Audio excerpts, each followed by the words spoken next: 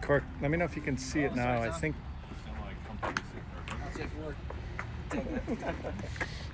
Oh my God! Was I just? Yeah, don't worry about it.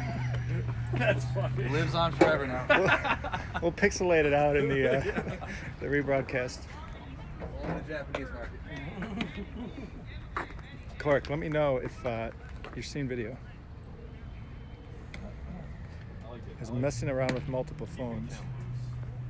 Yeah. I said it feels good. I was gonna start.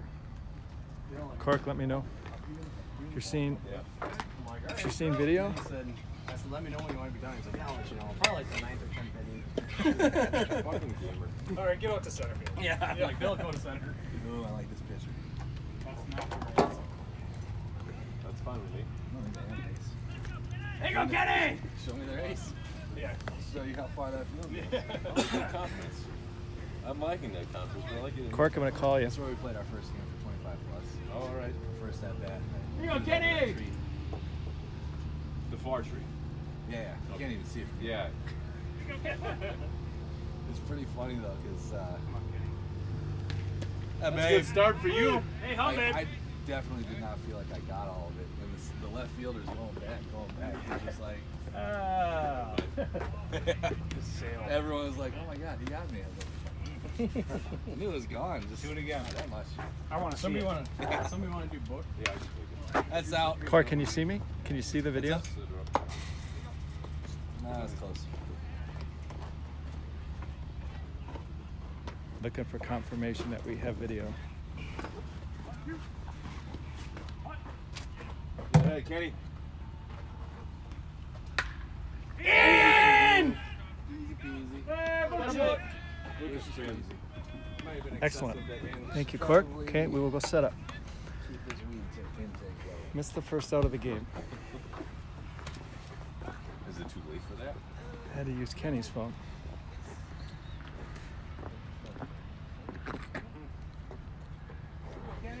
Go, Kenny.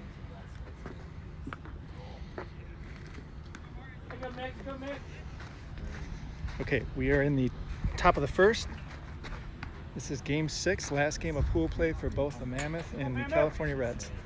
Mammoth are 4-1. Oh, right here. Nate, you're the only chance. Yeah! Nice catch. Into your living room. 1-4. I don't have to tell you what happened on that one. 2 outs.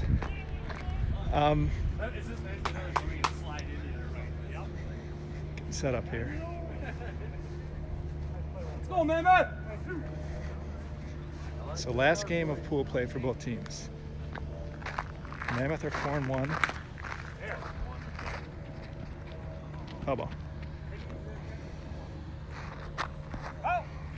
Where can I get this where I'm not getting just pounded by the sun? Can you see the plate that way? Can't see the batter.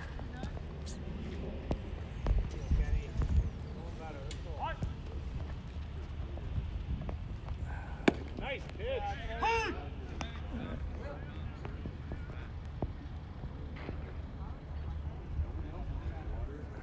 Steady.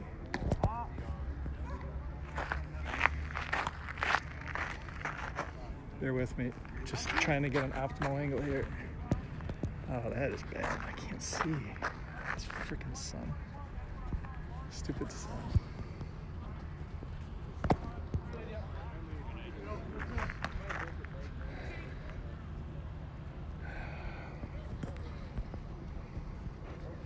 Okay.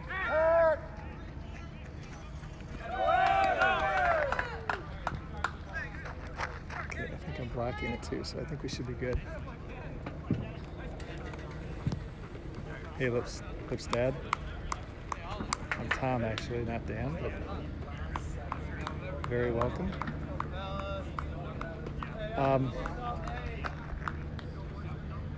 So that was 1, 2, 3 innings. So let's set this up. Game 6, pool play, both teams. We're 4-1. Reds are 3-2. Reds came into the day 3-1. They played another Reds team out of Central Ohio.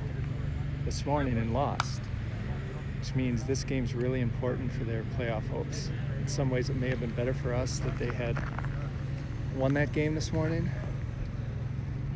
These are the defending champs from last year, because this game then would not have meant nearly as much to them, but we have no control over that, so this is a hand we're dealt. We're getting a Reds team that needs to win, I think, to get into the playoffs, or at least hold us down. Good fastball. Okay. As for us, at 4-1, we're pretty confident we're going to get into the playoffs. Yeah, this is their number one, I think. Pretty confident we're going to get in the playoffs, but what we want to do is get a bye. It's the top 4 teams from each division get into the playoffs, and then I think there's a couple of at-large berths, and then I think it's the top 4 teams get a bye. So Randy looked at the numbers, looked at the standings, and he believes that if we win this game, we will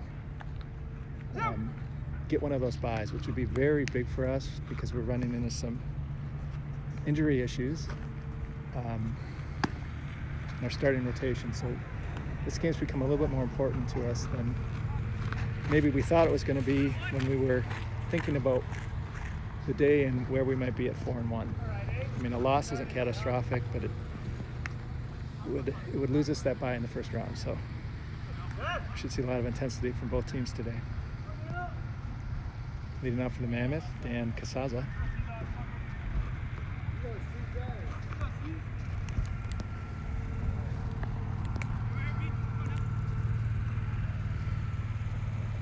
What's the Reds record? Sorry, I missed it. Yep.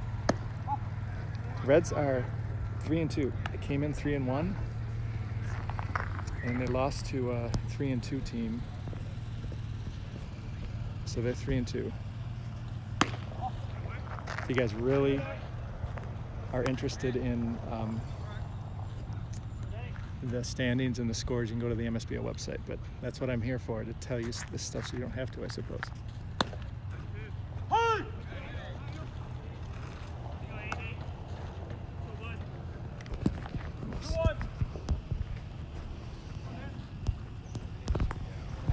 Can't really overstate how bad this glare is. It's very hard to see what this picture looks like. I think I've got a picture in the catcher. That's going to be the best I can do, I think. Okay, that was a ground ball to the left side. Diamond scampered down to first base, low throw.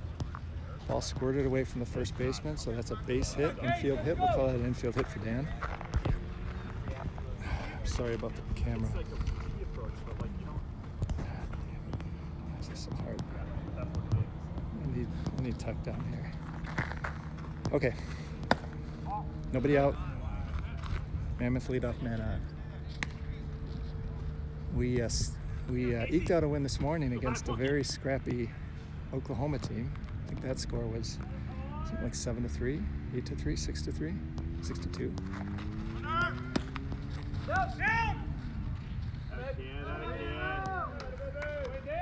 I would say an average 35 plus arm. It's not Ivan Rodriguez behind the plate. So we got that going for us. Batting out, Casey Johnson. Casey had his quietest game this morning of the tournament. Dang it.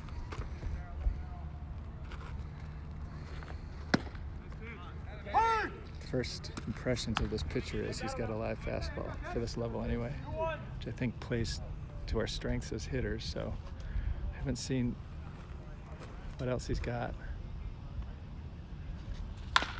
It's a ground ball to the second baseman. It's going to push Dan to third. Flips to first. That's an out. Casey did his job. He moved the runner over. One out, man on third. Billy had much of the morning off, and he tried to rest some of the regulars. Back in his 3-hole.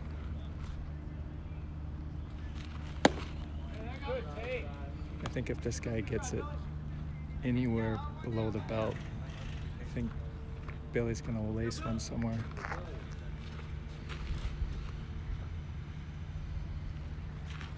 Right there. That was the pitch. That's the pitch. that hard fastball down in the zone. I think Billy probably would agree he's a low ball hitter. I've seen him take pitches up and away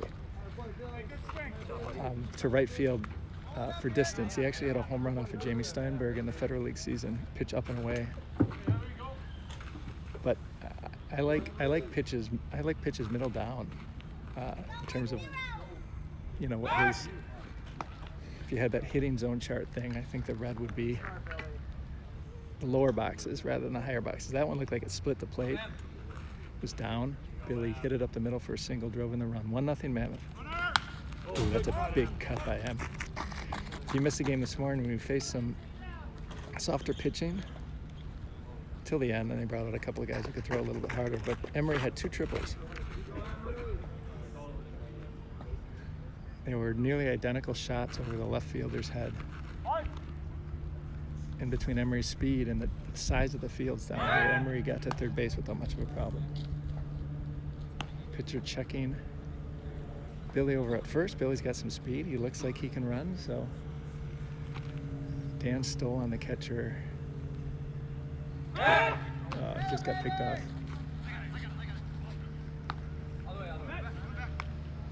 Billy's in a rundown. Pitcher running him down. Billy's about ready to give him something. No, he's still in it. Now he's going to run at him. Okay. Pitcher spun through and caught Billy leaning. Probably he was planning on running.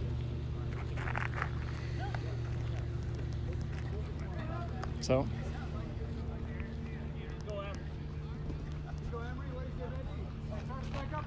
I was talking about Emery's at-bats this morning. 2 triples. Just seeds. Just missiles over the left fielder's head. Okay, it looks like he might have hung a curveball there. I think that's the first off-speed I've seen this guy throw. Mammoth up 1-0, bottom of the first. Infield single by Diamond Dan, still second. Casey Johnson moved him to third. Billy Hausman knocked him in. The base hit. Emery buried a slider, a curveball. Emery held off.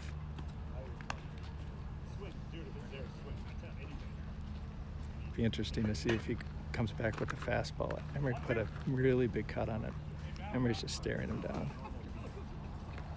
And this guy, I think, fancies himself a power pitcher. Yep, high fastball. Nice take by Emery. Probably couldn't see it from here, but he lifted his hands. He was actually getting his hands on level with the pitch, which is what good hitters do with that high fastball. Oh, he just missed it, but I think that's going to drop. Left center. Emery's kicking in the speed. Talked earlier about Emery's speed. He's such a large human, you probably assume that he can't run, but he can really wheel around the bases. So that was an end of the bat fly ball that dropped between left and center. Huge outfields out here. Left fielder at least doesn't appear to have a lot of speed. Emery raced to second. Man on second, 2 outs. Here's Nate Stark. That's a good cut. Taking really good cuts on this guy. Again, this is the kind of pace in terms of the speed of this pitching that Mammoth hitters typically feast on. If I was behind home plate, I could see if there's any movement on that fastball. If there's not movement on that fastball, I think he's going to see a fairly high percentage of barrels. That's a good fastball. Got in there, 2 strikes.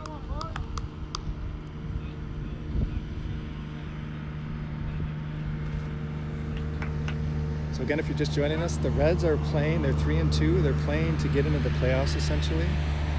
The Mammoth are 4-1. A loss they should still be in the playoffs, but a win would get them a bye. So both teams want this one for different reasons. It's a pass ball. Emery's going to third. That's big. It's a fairly short backstop. I don't think you can see all the way behind the plate, but another one of those, and Emery should be able to make it home. Might take the curveball out of play. He's bounced a couple. I don't know if he was trying to put him down there or if he just doesn't have, he's not shaping it properly. Should see a fastball here. Yep, foul ball. For here, it looked like that pitch was off the plate. Looked like a pretty good pitch. Nate fouled it off. Mentioned a couple times Nate's plate coverage.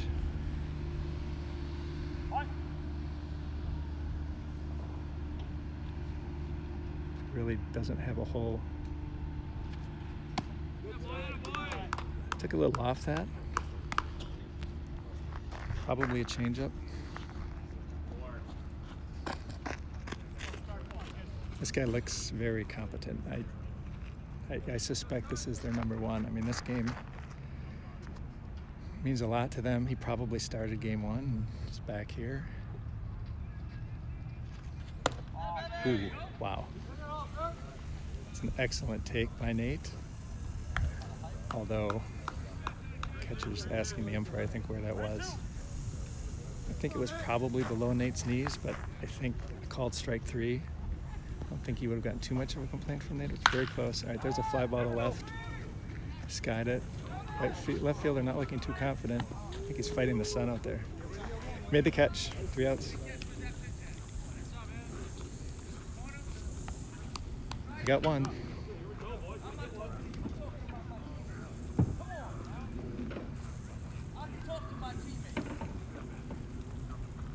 Okay, we've got a very unhappy number 4 on the other side. Don't know what he's saying to the umpire. I mean, I didn't see anything. I didn't see anybody saying anything to the umpire. I didn't see any disputes. He said something about talking to his teammates. Very, very strange.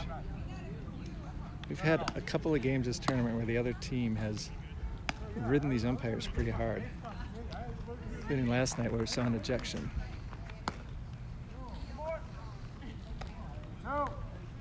Lumberjacks have remained, the Mammoth have remained Minnesota nice all the way through.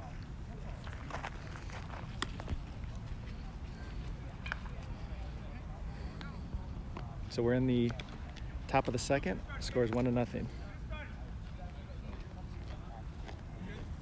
Oh, I can't read these comments. I was right. If you guys ask questions and I don't respond, not ignoring you, I can't see the screen. It's too bright.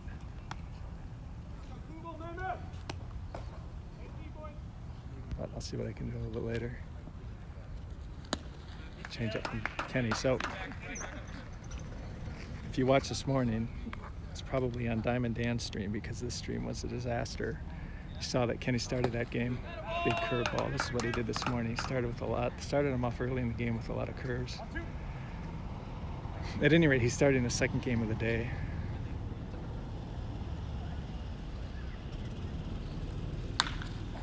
He went slow, slower, slowest. Now that's a blast to right center, but Bushy is tracking. Bushy catches, went out. So starting 2 games in one day may sound like a remarkable feat. And I mean it is, but it's also not all that uncommon for Kenny to do something like this.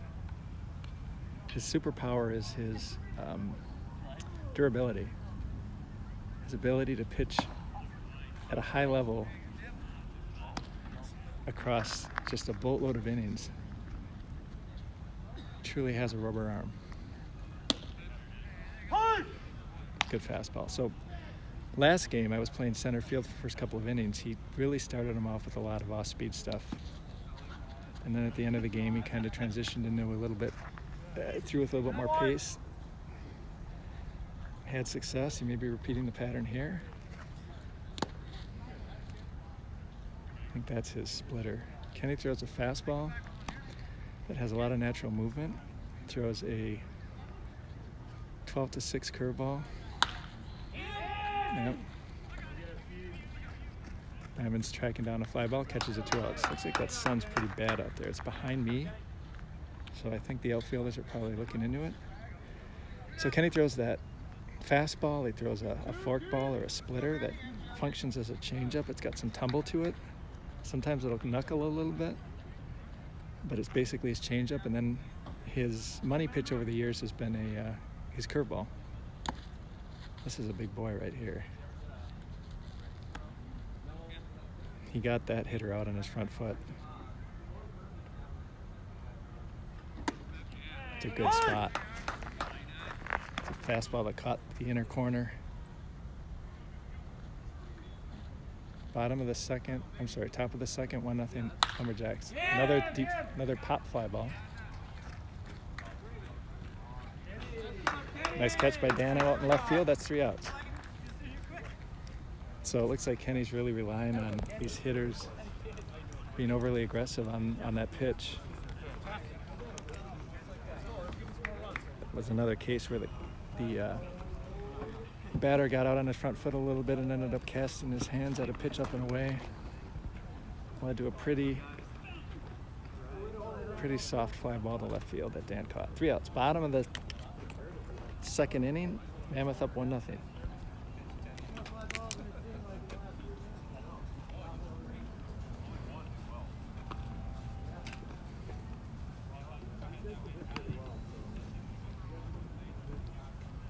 Cork is talking about the base running. Yeah. I mean, Cork definitely has a point. We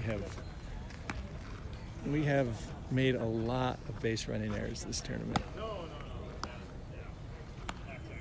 We made some good decisions last night, early in that Tucson game. Good Pat at third, waving guys in, and those worked out. But if you've been following along, you've seen some questionable decisions, trying to go from first to third on some infield play, some infield throws across the diamond. Twice we had a guy in first base, ground ball to the shortstop. Shortstop throws it to first. The guy in first just kept on running and tried to get to third, got tossed out twice. Billy got picked off there. Dano got picked off in the first game. So I guess if there's one aspect of play the Mammoth should clean up, it's their base running. I think that's what Tom's alluding to.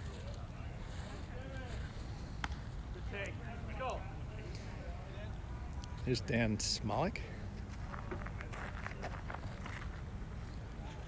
Dan's really coming on. Barreled up some balls last night. I think he got... Nobody hit too well this morning except for Emery. I don't remember what Dan did. Nothing particularly loud, I don't believe. It's a good fastball. Got it by Dan. Dan's seen it now. Now, I don't know if this pitcher just rears back and elevates a fastball, or if he tries, just shook the catcher off. Probably a fastball, I would guess. Yeah. The catcher wanted probably something off speed, change up.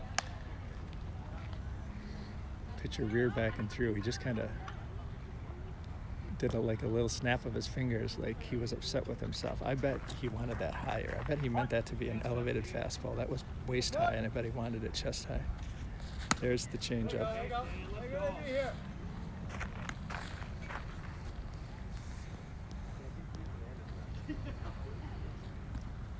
I would guess another changeup, but we'll see.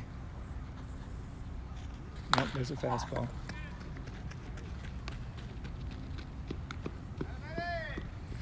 Pretty nice sequence by that pitcher. Dan gave a little exasperated grunt on his way to first base. I think he was probably sitting on fastball, and that pitch was probably pretty juicy. Just got in on Dan pretty quick. Here's Randy Schmidt. Randy is dealing with an ankle issue right now. It's non-running. He injured his ankle doing some home upkeep. Re-injured it this morning. Oh, look at this. Easy, Randy, easy. Randy's running with a discernible limp, but he's going to make it to second. So Randy hit a ground ball that snaked inside the third base bag. Went down the line. Randy limped around to second base. I mean, two things were evident with that whole chain of events. First, you don't see Randy hitting ground balls down the third base line ever. That makes me think that that ankle may be affecting his swing. And then he fairly hobbled to second base. He's got an on-runner, but we can afford not having Randy running out there. We can less afford not having his glove in the field. We can't afford not having him swinging the bat. So hopefully that ground ball down the third base line isn't an indication that that ankle's going to affect his swing. It's his plant foot. It's not his dry foot. We'll ask him after this inning. We'll run into the dugout. Ask Randy what his what condition his condition is in. Here's Mike Dahl. Mike had a masterful start against the Puerto Rican team a couple games ago. Probably the first surprise of the tournament, maybe the biggest surprise for us. It's a good fastball. It's a good call by the umpire that he did not come close to swinging. Appears to me that this umpire is going to give us a fair shake today.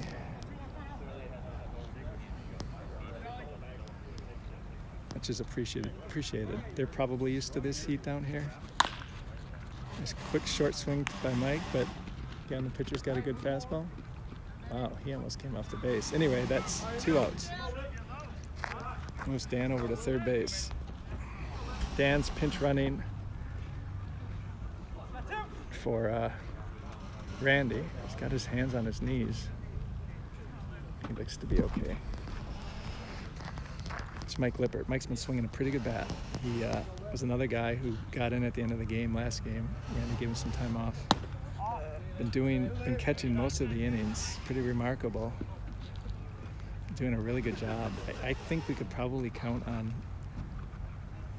2 or 3 fingers how many pass balls there's been. I mean, there's a line drive to right center. Beautiful piece of hitting. It's going to get to second base. Lip can run. Slides in for second. Boy, that's a big hit from Mike Lippert. That pitch appeared to be middle in, and from here it looked like he got his hands between the ball and drove that ball to right center. Really nice piece of hitting by Mike. Fastball appeared to be boring in on him, and he barreled it up to right center. It's a big hit. It's a big 2-out hit. Matt a little behind on that fastball. It's more than capable of hitting this speed, so he'll make an adjustment here. If you're the pitcher, do you come back with something slow, or do you, that's a changeup, curveball, something like that. 2 strikes. Now you elevate the fastball, right? I mean, you kind of waste a pitch up in the zone. Now he's setting up outside. It was high and up, but I think the catcher was trying to hit the outer half of the plate and not top of the zone with that pitch. Catcher let the glove sit there for a tick or two, saying without saying to the umpire that he thought he missed that. Wow. This is a legitimate zone. That pitch was a little down from here. Pitcher stepped off the mound, rubbed the baseball up.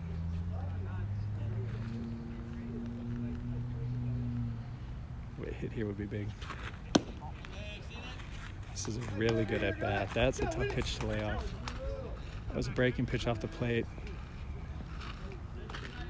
Worked hard, went away. $50, it's a fastball. Dan just predicted 50 bucks on the fastball. There it is. Yep, high fastball. Great at bat, Matt. That's a great at bat, Matt. He is so cool up there. He's right there with Nate Stark in terms of just being unflappable in the box. Matt Grill.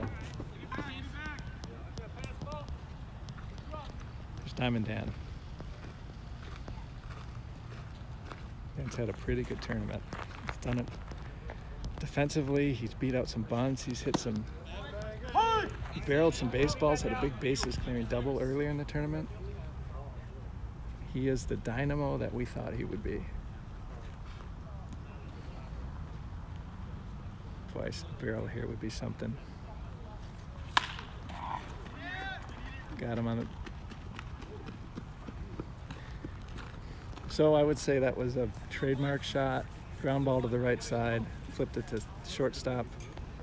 3rd out. just got in a little bit on Dan. So his fastball is definitely playing. I mean, we've seen a couple times now where the ball's gotten in on these hitters.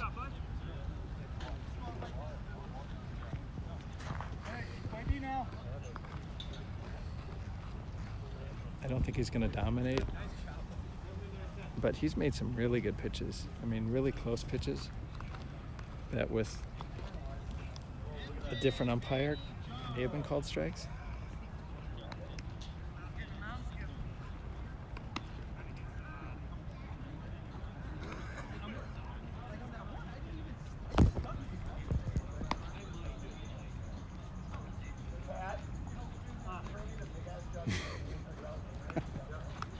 It just comes down to good parenting. It's a pretty good line court. Me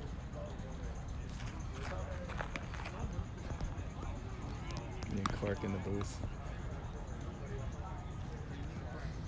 So I'm gonna go get an update from Randy. Let's do a walkabout here. So we're at the Maryvale complex. This is yet another spring training complex of fields, another cloverleaf setup, maybe a 3-leaf clover down here, practice fields. I think the Rockies are out here, and I don't know the other team.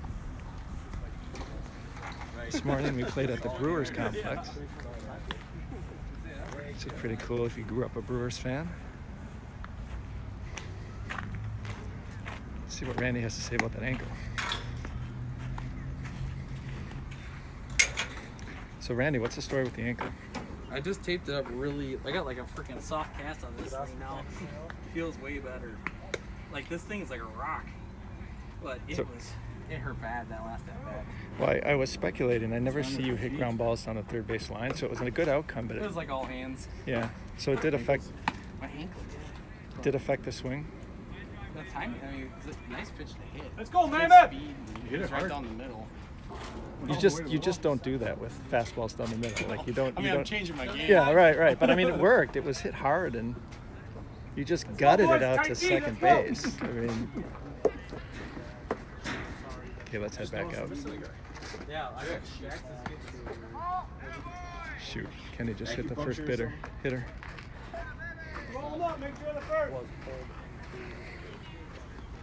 Kenny is a guy who likes to work inside as much to set the hitters up as to try to get calls on the inside part of the plate, and as a result, he will hit a batter on occasion.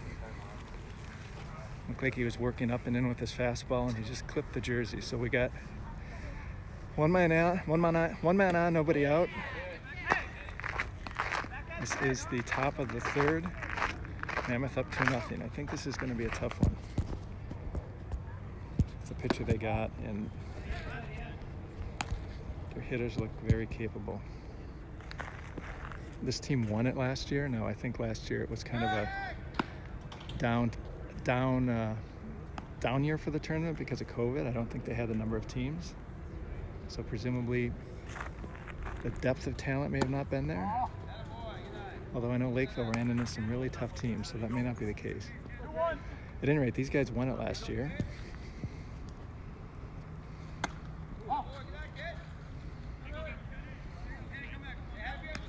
Kind of a heavy sigh from Ken on the mound there. That was an instance where the umpire's fairly tight zone worked against us. Attaboy, Kenny. I know he's got 2 strikes. 3-2. Come back with it. I don't know what he's going to throw. Batter did a nice job there. Fought off a pitch off the plate. It's a fastball. Kenny's talked to me, and I think I can be candid about this. Oh, he threw it by him. High fastball, fouled off. This hitter reminds me a little bit of Arthur Nunez. Kenny's talked to me a little bit about some frustration he's starting to feel with what he calls a lack of an out pitch. You know, he's always had this hammer of a curveball. One of the enduring images I'll have of Ken for as long as as long as we play, it was a couple of years ago down here. And he threw a curveball, and it started at the front shoulder of the batter, and the batter didn't just duck. I mean, the batter dropped to the ground like he was being shelled by heavy artillery. I mean, he was literally on all fours. And you know the rest. The ball drops in over the plate for a strike. There's a ground ball to Nate at second. Runner safe at first. That was solidly executed. It was a softer ground ball, but Nate fielded the ball, coolly threw it down to Matt Grill at second. Matt flipped it back to first, but the runner got down to first before the throw got there.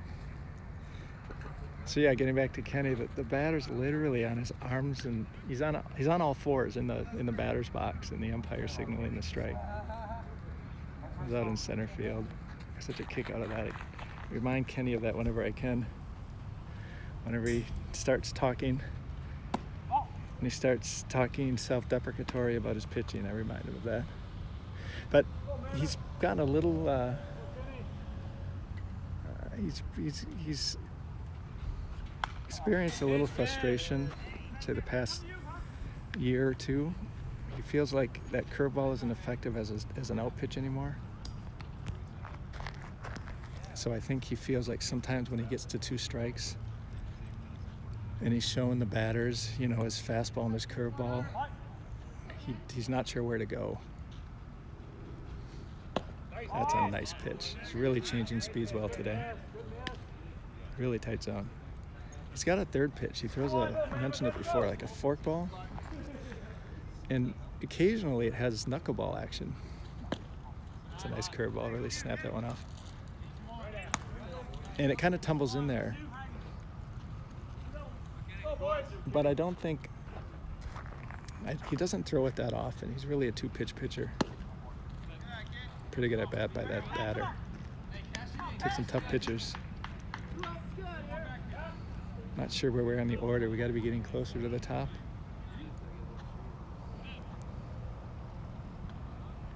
I believe we're at the top. Lip signal, top of the order. If you see if you see players tapping the top of their head,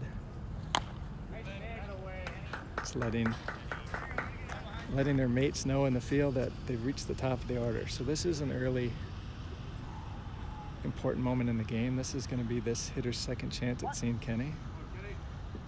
First and second, 2 outs. There's a line drive to right, that's going to drop.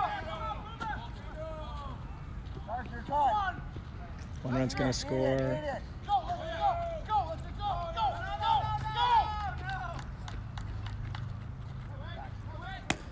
Okay, so that was a solid line drive down the right field line. Bushy retrieved it, threw it in. The ball squirted by, I believe it was Nate at first base. 1 run scored. The man on first stopped at third. The guy who hit the ball got to second when the ball got past the cutoff man. So now we have second and third, 2 outs, 2-1 Mammoth. And now this is an even bigger pitch. We got 2 guys on, 2 outs. Base hit brings them both in. They're 2-hitter. These guys look like they can hit, so. It's a chopper. Casey, catch, throw, out. That's a big one. That's a big one. That was a gracious hop for Casey.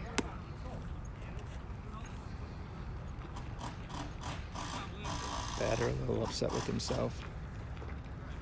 When you're playing for a playoff berth and you have a chance to take a lead and you do that, that one sticks with you for a little while.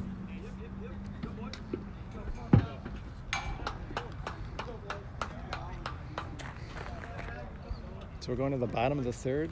Mammoth up 2-1.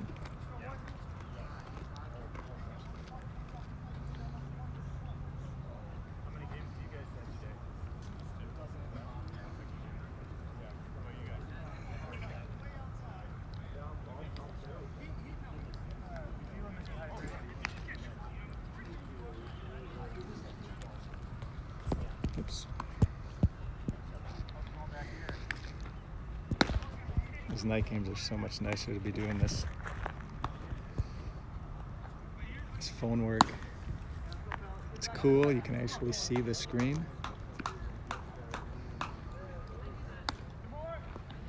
But again, I'm not going to complain about being in sunny Arizona this time of the year.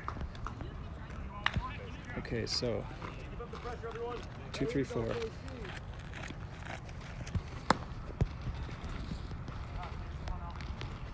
On the drive home, I was talking to Nate and Casey about how relentless this lineup is. I think pitchers in the Federal League will probably agree that there just aren't a lot of easy outs in this Mammoth lineup. Now we're down Tom Corcoran, which of course is a major void, and you don't replace Tom. But we did pick up Dan Casazza and Emery Hull. And I mean, Emery is a force of nature unto himself, as is Dan. I once compared Dan to an extinction level event on the 35 plus level. Something like an asteroid landing off the coast of California, sending a tidal wave to Ohio, because he's so disruptive.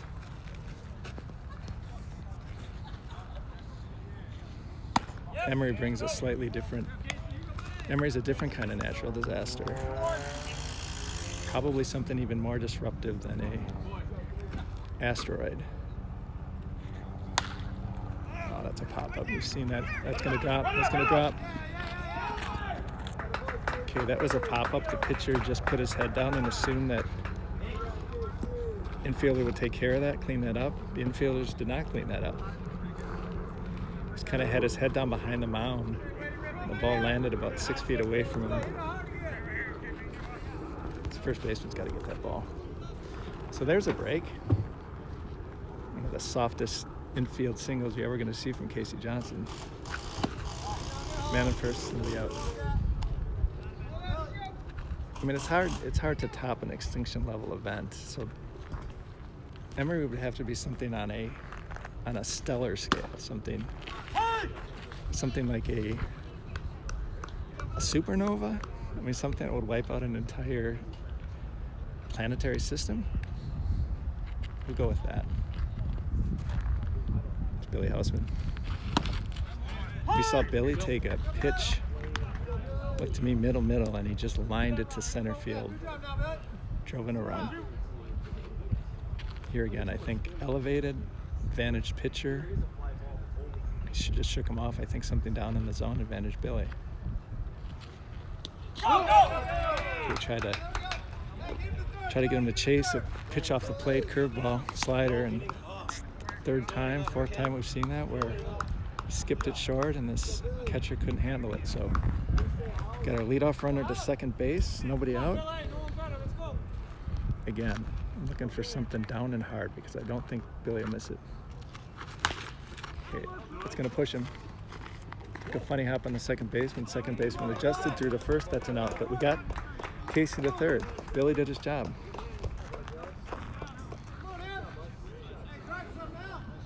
Nice work by Billy.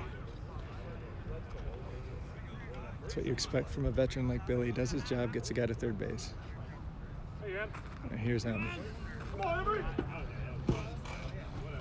It's the guy we want up right here. Man on third, one out. High fastball. Emery's very disciplined, from what I've seen at least. Doesn't chase a lot. Talked before about how quiet his load is. You can probably get a good look at it here. Not a lot of movement.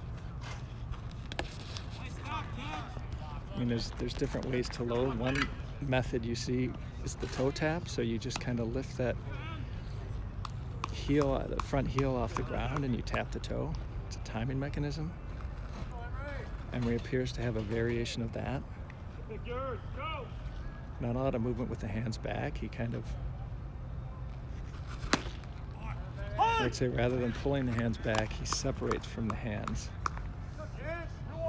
as he swings, and that creates that tension and that stretch. But he's very short to the ball. Working Emery high. There's a high pitch off speed.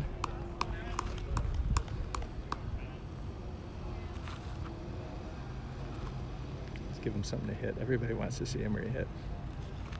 Another high fastball. They walked him. It appears that they had a plan there. And it appears the plan was working Emery hard up and in under the hands. I mean, that's not a bad plan against a any hitter, the danger, of course, is that you don't get it under the hands, you leave it over the plate. Didn't do it that time, though. He walked Emery. First and third, nobody out. There's a base hit to left center. Beautiful. Emery thought about going to third. Wisely decided to circle back. Big hit from Nate. That was a little inside-out pooch job to left center. It was, I wouldn't call it a barrel. I think he kind of sliced through the ball. Hit a slicing liner to left center that dropped in front of the left fielder. Great piece of hitting from Nate. This pitcher's no joke. But these hitters are just phenomenal hitters on this level. There's a rocket to right center. That's going to be a triple. They're still running. 2 runs are going to score. Dano's wheeling the third. Head for a slide from Dan Smolik. Yes.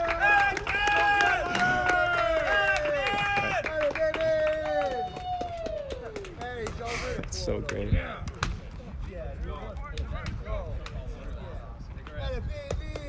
Few things in life put a bigger smile on my face than an extra base hit by Dan Smolik. Such a kick out of Dan when he hits these extra base hits. He's one of my favorite guys on the team. That was a big hit. I mean, now we got a guy in third, nobody out. You heard in the dugout, I think, in between innings, if you were with us, that Randy's ankle affected his swing. He managed to ground a double down the left field line, but he admitted it was just an arm swing. So his plant ankle, the ankle on his front foot, is very tender right now. He's got it wrapped up. I think that he said that helped.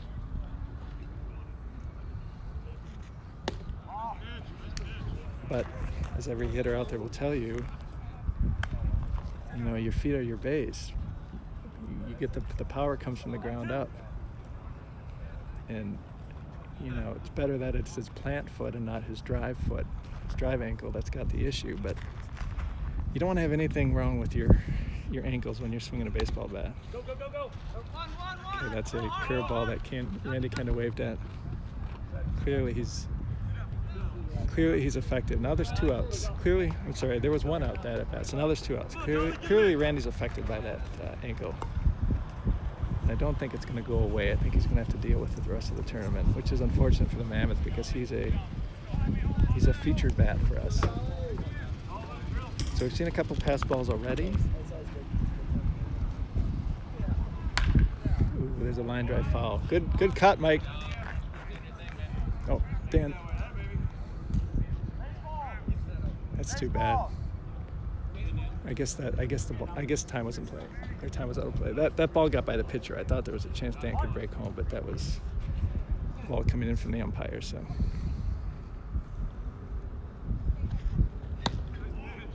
Okay, that was a change. Be a little surprised if he throws a curveball here because he's thrown a couple by the catcher already. There's a man on third. So if I'm Mike, I'm thinking something hard. Yeah, boy, he elevated the fastball there. Dan's coming hard. He's going to get in. Oh, that's a play. Attaboy, Dan. Excellent job, Dano.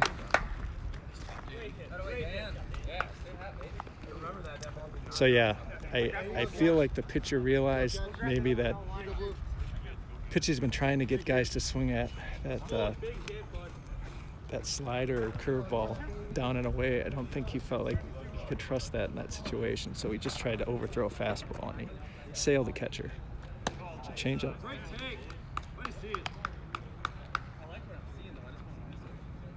The other possibility on that changeup is he may just feel like he doesn't have control over it. We'll see how often he throws it. There's a fastball. Good cut by Mike, but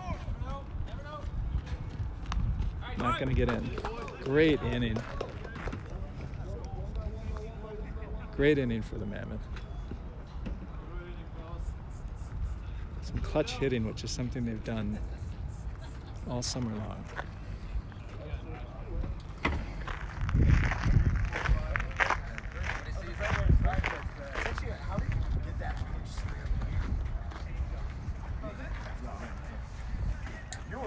guys. Yeah. See if there's anything in the chats. You go, bad boy. Kenny may go for 18 today.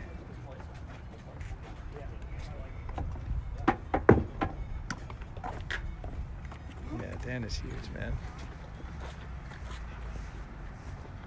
I'm gonna have fun talking to Dan about that one tonight. Dan isn't somebody who necessarily is gonna sit around and talk about his performance after these games, but I'm definitely gonna prompt him about that hit. Enjoy it with him a second time. And given that we're gonna get home pretty early and spend some time in the hot tub, probably 3 or 4 times. Let's go. 1, 2, 3, boys. Let's go. So what do we got for a score, guys? 5-1. Dan, what a hit, man. What a hit. That was something to watch. That was so great. Hey, 3, 4, 5, Kenny. I'm sorry, what did we say the score was? 5-1, I believe. 5-1? So what happened with the ankle? It was fine. Yeah, Felt better that yeah. time. He worked me away, and then he threw a curveball going in. It was a good sequence. He's good. He's good. Honestly, I should hit the first pitch. That was the best pitch to hit. I took one. Yeah. And So then you- the second swing, I thought I was on, but it just missed the ball. I fouled it back. And then a fastball like 6 inches up, umpire. Here you go, Kenny. Okay. Kept, he set up he hit a spot, and he called it a ball. They were not happy about it. And then he threw a curveball like that on my back foot, kind of sort of. I mean, that's how you want to work him hard away, and then come soft in or other way around. He's got a really sharp zone. I mean, it looks Yeah. really, I think it's really good. Yeah. I want another hack at this fastball. Is it? Is it What do you straight? think? Yeah, straight. Does it no movement on it? No, but it's curveball. Nate, that He's kind of digging this course. You can tell. got a count of 1 and 2. We had Nobody to out. out. And I thought Nate, that was a nice hit. Slice through the ball. Yeah, Kind of a that was slicing liner to left. Smollett too. Oh, that was. I'm not going Smollett. It's only Smollett. I know it doesn't sound right. When we have the Mammoth, 40-year reunion, I'm just gonna still call him Smollett when he's 80. That doesn't hurt my feelings. All right, let's get back up. So on ball left side. Way to play it, doll. Nice play. I don't know if you could see that. Hey, good play. Dahl made a nice play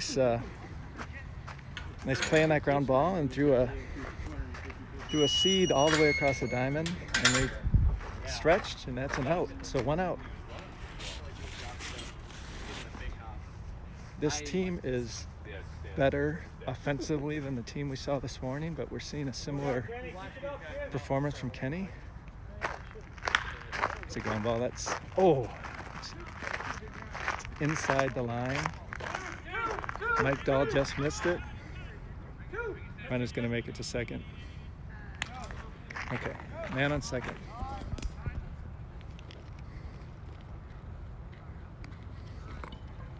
Man on second went out.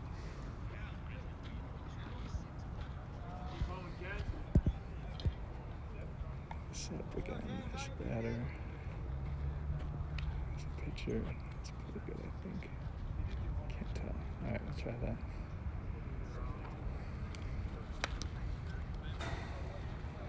I was just saying that this is a better team than what we saw this morning offensively. These guys are just more competent hitters. He's taking the same approach, keeping them off speed, keeping them off balance. It's Kenny's second hit batsman. I think there's a rule.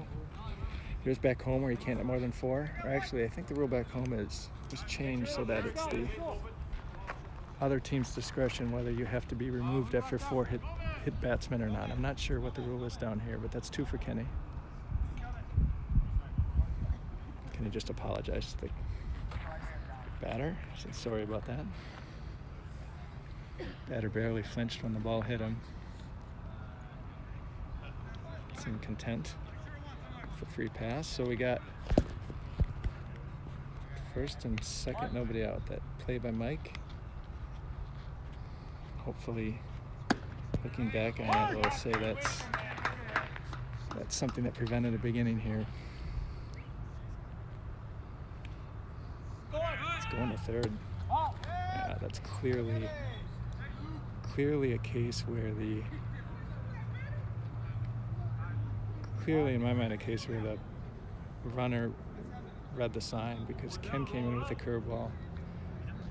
He doesn't strike me as a fast runner. I mean, he's a bigger guy. I'm not sure he steals if he doesn't know what that pitch was going to be. I think a fastball, and Lip probably has him by a couple of steps.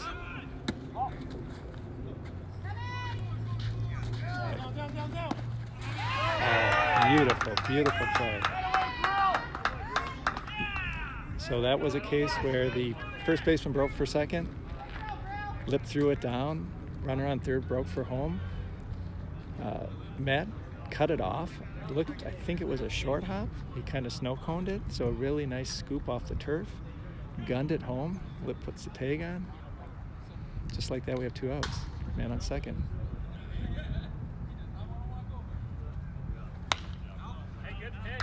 The reason you see teams on this level do that so often is that it's fairly rare, I think, to see a defense execute that. I mean, the catcher's got to hit the moving fielder, or the fielder at least has got to be able to cut that ball off. The fielder's got to be able to throw home and beat the runner. The tag's got to be put on. It's a chain of events. I think every link in the chain decreases the probability that you're going to have a good outcome, but we chained all those links together. Okay, here's a little flare to left. That's going to drop. You got to get dirty. Right side, right side. That's unfortunate. So that's a little end of the bat flare that fell into short left field. Fell between the 3 collapsing points of the triangle out there. Mike Dahl at third, Diamond Dan in left. Grilly at short. They couldn't get to it. Runner scored from, I guess, second. He was running on the play, so very weak contact, kind of a cheap run, but 2 outs, man on first. Good pitch, Kenny.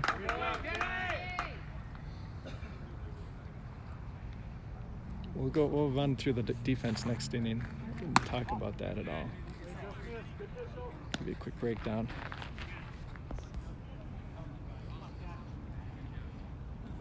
If there's any Nate Jackson fans out there, probably wondering where he is.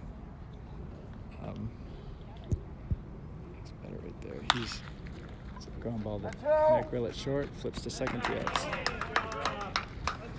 You know, this is kind of our premier lineup right now, minus Nate Jackson. Nate's having some tightness in his, I described it earlier, in his haunch, one of his haunches. I'm not sure if it's his hammy or his buttock or his lower back. So we'll just go the haunch area. I believe right now he's at Lifetime Fitness getting some treatment on it.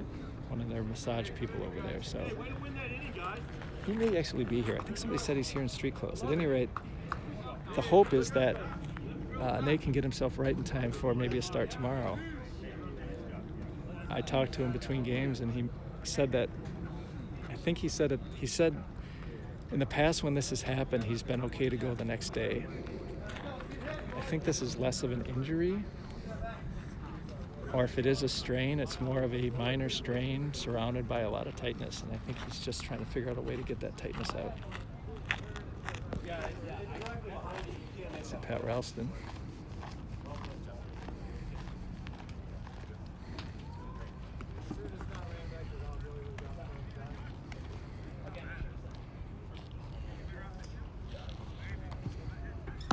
Before hit by pitch, and the pitcher must be pulled. Okay. No choice. It's good enough. That used to be the rule in the TCMBL too.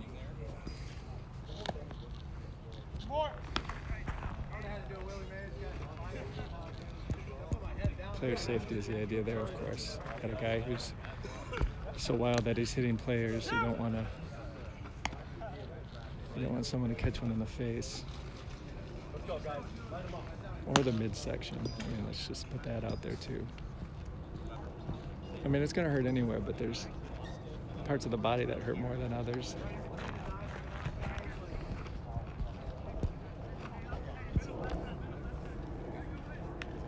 So Lip had a big hit earlier, his first at bat. I think it may have driven in the second run. Really nice piece of hitting. Lip has had a really solid tournament. Last night he played all over the diamond. I talked to him after the game. It's going to be out of play. He's out of play. Oops, I told him I didn't realize he played shortstop, because not only did he play shortstop, but he looked very natural out there. And then he told me that when he played with the Ravens, which was one of the power teams in the early days of the TCMBL, and they won at least one championship. But told me that he played shortstop for them. So, sorry about this camera. It's gotta be annoying as hell. It's gotta be like, why can't he hold that camera straight? I'm trying to pin it against this post. But it's on the edge of this cylindric surface. At any rate, I can't find any purchase on this damn standard here, and it keeps on slipping on me. Gotta get a tripod if I do this next year.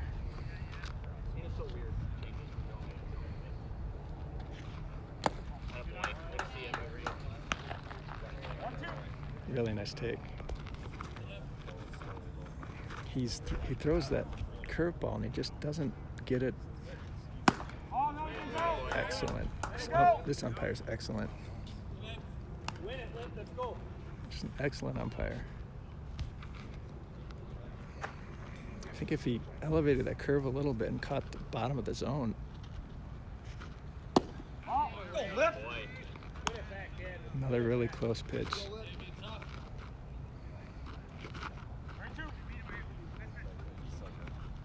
I don't think I've seen one missed call by this umpire, and there's been a lot of close pitches. Got him. Hey, great at bat, Lip. Just a professional at bat. You know, when you go up there with an umpire like that, you really feel like you can work those counts. You know, the mediocre to poor umpires, man. You gotta swing at everything sometimes, because you never know when you're gonna get called out. But this guy appears to be so precise with these calls that you can really. You can let a ball that's maybe a half width off the plate, a half ball width off the plate, you can let that go. 0-1. It's a ground ball third baseman. Throws to second. Second baseman made a nice play on the throw. The throw is not a good throw. Macro beat out the throw to first, though, so.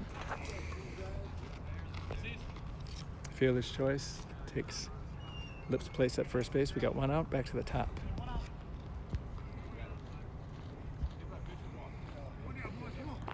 This guy's gotten diamond twice. I think both times maybe a little bit down on the bat, so got in on him a little bit. You would expect that Dan will make an adjustment here. I could also see a bunt. Third baseman's way back.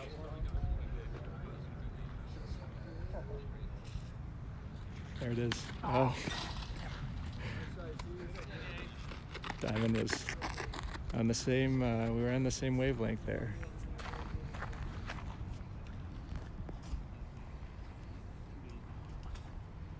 Third baseman has not moved. I mean, you would expect that guy to come in, but he didn't move a muscle. Does Dan try it again? No.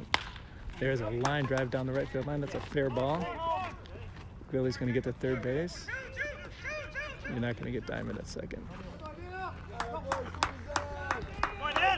Some frenzy calls to get the ball into second base, but it's Diamond Dan Casaza we're talking about. So that was a sharp line drive down the right field line, landed about 5 feet within the right field line. Right fielder cut it off on the line, threw into second. Dan got in. Slid in, but there really wasn't a play at second base.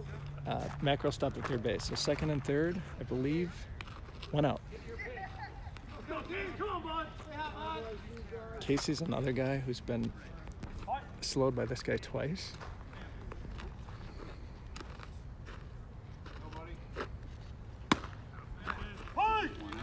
He reached on an infield single last time, a pop-up that was ignored by everyone in the infield. He could not be bothered. Fell to the turf for a... Casey appears to be a little bit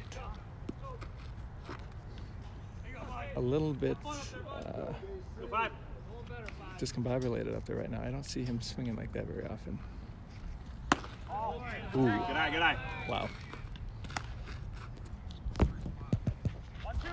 Heard someone out there say nice spot indeed.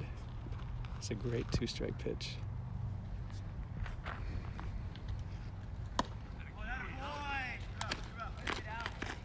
Casey said nice pitch.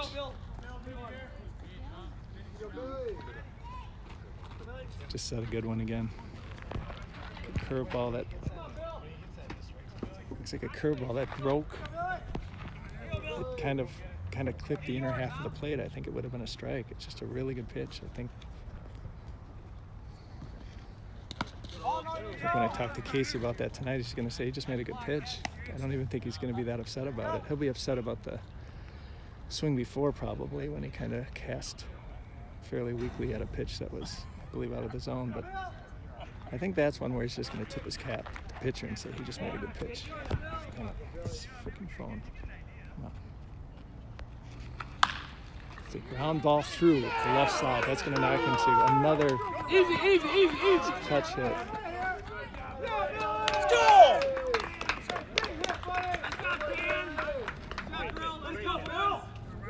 It's a huge hit from Billy. Billy's going to eat up fastballs down in the zone.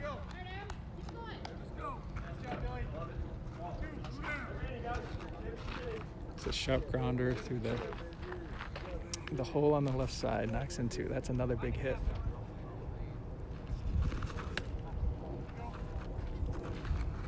And now as a pitcher, you got to face this supernova.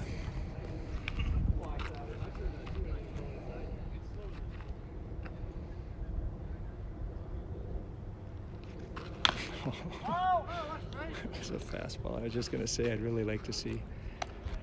This fastball's got enough pace that if Emery connects, I mean, and gets a Tom Corcoran launch angle on it, I don't think he's going to see another fastball though. There's a changeup down. Good eye. Or maybe that's curveball. I can't tell from here, but I have a feeling Emery's seen the only fastball he's going to see unless it's a 2-strike. Try to blow Emery away fastball, but we'll see. There is he hits that so hard. That's a shot all the way to the fence. Billy's wheeling, rounding, he's going to score.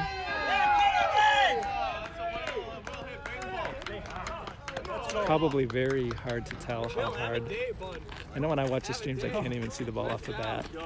That was just, he did 2 of those earlier today. The same thing. These are line drives that probably get twice the height of the fence. So these aren't Tom Corcoran, Dave Kingman-esque majestic towering shots. These are just line drives that don't get very high but are hit so hard. That ball got out there so quickly. I mean, the left fielder, it was maybe 15 feet to his left, but he had no chance to get to it. Went all the way to the fence. I was throwing batting practice to Emery before we left, and one thing I really noticed, it was really noticeable, and I mentioned it to him, pitches off the plate, like middle out. Most guys when they first of all, most righties, some righties don't hit those, or they hit them weakly, they roll over them. If they hit them hard at all, they hit them to center field. Emery had this ability to take this middle out fastball and hit it so hard to left. It's like it was an inside pitch that he turned on, and it was really remarkable to see him take these pitches off the plate, turn on them, and hit them as hard as he did to the left fielder. And that, I don't think that pitch was in. I think that pitch was middle out. Again, it's hard to tell from here, but he didn't hit that to center field. He basically hit that a little bit to much closer to the left fielder than the center fielder, and he just smoked it. That might have been his hardest hit ball of the tournament right there. There's a base hit down the left field line. These guys are so good. They're just so good.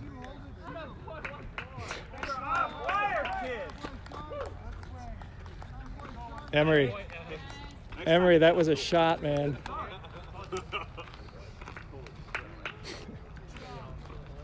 Billy just said, holy S, that was a shot. Everybody on the bench is a little bit in awe of the exit velocity. That had to be upper 90s.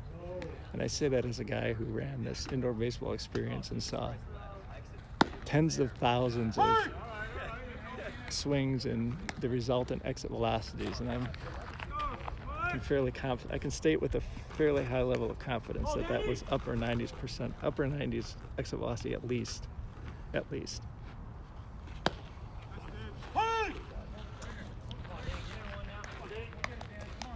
Come on, Dano. Dan had just a gorgeous triple to right center last time. These guys are so good. Pretty good fastball. Pitcher is walking back, kind of a dejected tilt of the head.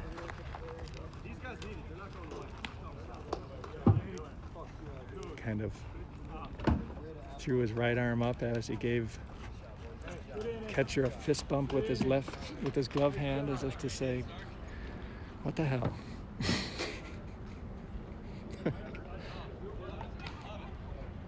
I mean, just what the hell? There was too much there to really verbalize. You just kind of snowball it all into this ball, and you just kind of flick it away and say, what the hell?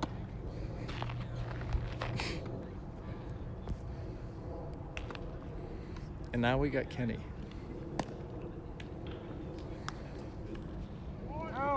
The old veteran.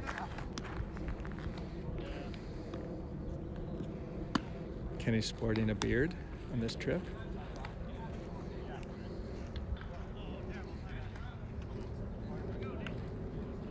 Making him look even more distinguished. Not a lot of crazy facial hair being sported by the Mammoth. Nate Jackson came in with,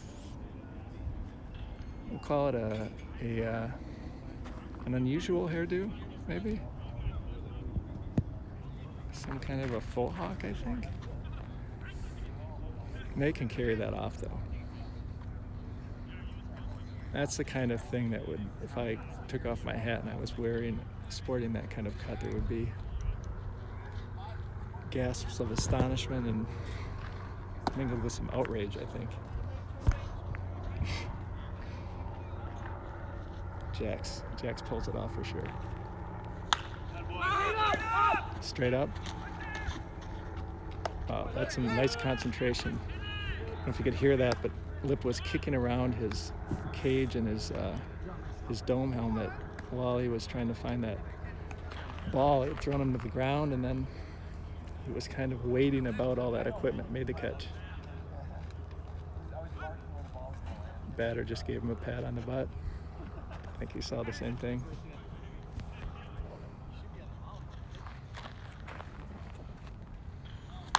Boy, Kenny is just... Batter took 2 steps and then just did a U-turn and headed back to the dugout. That was a very easy ground ball. These guys are good hitters, and Kenny is really disrupting their timing. And as tight as this zone is, you know, I can't see where these pitches are landing, but he's not leaving them over the plate because they would be hitting those. So he's hitting the spots, he's moving it around, and he's really getting these guys to get themselves out. Goes back to what I was talking about before. Kenny was a strikeout pitcher early on in his TCM ball career. He's really turned into a much more of a finesse guy. I mean, he's always known how to pitch, so he had that hammer of a curveball that he could get strikeouts with. And he combined that with a knowledge of pitching, and that made him as successful as he was for a lot of years. You can still bring that fastball, but he'll be the first to tell you that he doesn't throw it unless he feels like he has to. Game 1, he did not bring that fastball out until the third time through the order. And he hasn't really thrown it that much this game either.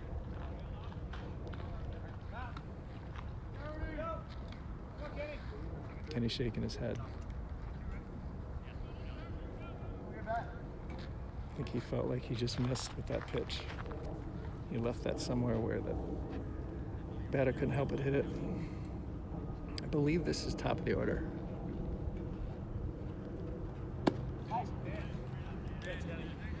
That's a pitch up in Minnesota. That's a curveball. But just excellent call, I think.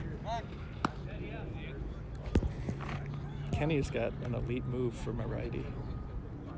People back home who've played against Kenny know they got to be very careful.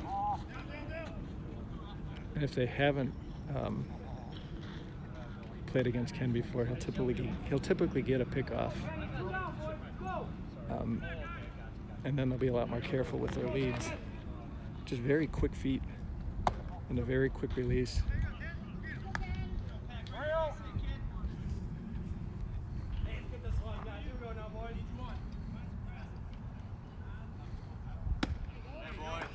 Attaboy, Kenny. I think I mentioned in the first game, Kenny has a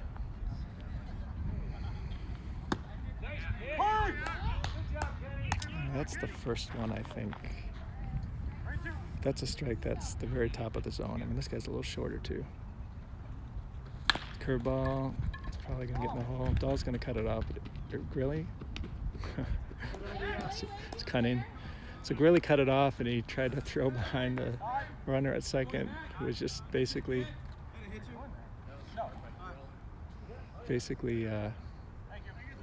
watching to see what Matt was going to do. Runner's laughing. Grilly's talking to him. The Grilly basically threw behind the runner at second base rather than throwing to first base because he knew he had no shot at first base.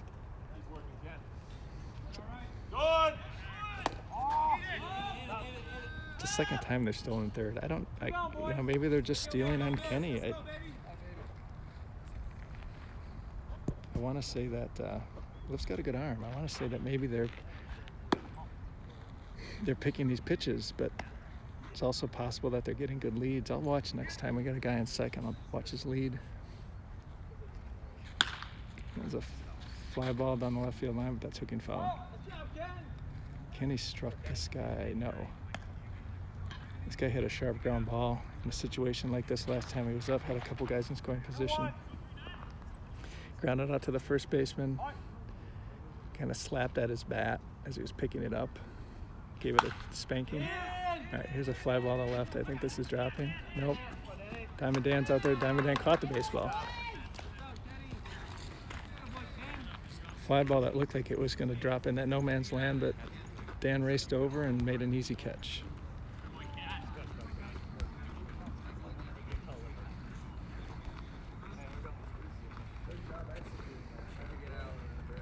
Really like after the game to go tell that umpire what a good job I think he did, but he doesn't need to hear that.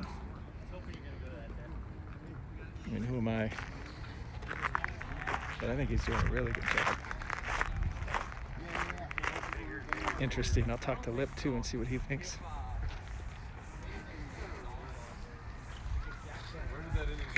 Just take a walk through and see what the guys are talking about. Okay. Yep.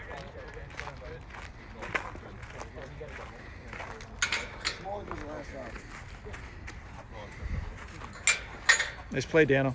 Hey, thanks. I was like, oh shit, I've lost it. Yeah, I thought so too. I thought that was going to drop. Everything on this field, even last week, is just flying. Is it? Staying so far up. Yeah. Yeah. That's why Emery's ball went so far. Yeah, so that was it. I think that was the hardest ball he's hit this week. This year? No, this week. I don't know what this week. No. This year. So freaking proud of Kenny. Which one was harder?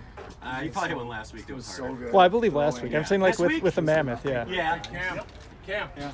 You're in for Randy? That was definitely harder than the two triples earlier. The only one that might have been harder to hit is ground ball triple in the first. I was just gonna say the one hopper over the Yeah. shortstop that turned into a triple. Outfield ground ball to the wall in the outfield. Yeah, Dan just said ground balls have a surprisingly high exit velo. We found that out at IBEX. Some of the highest exit velos were ground balls. How you feeling, Kenny? Great. Looking really good out there. Yeah, it's after what, 15 innings, I'm loose.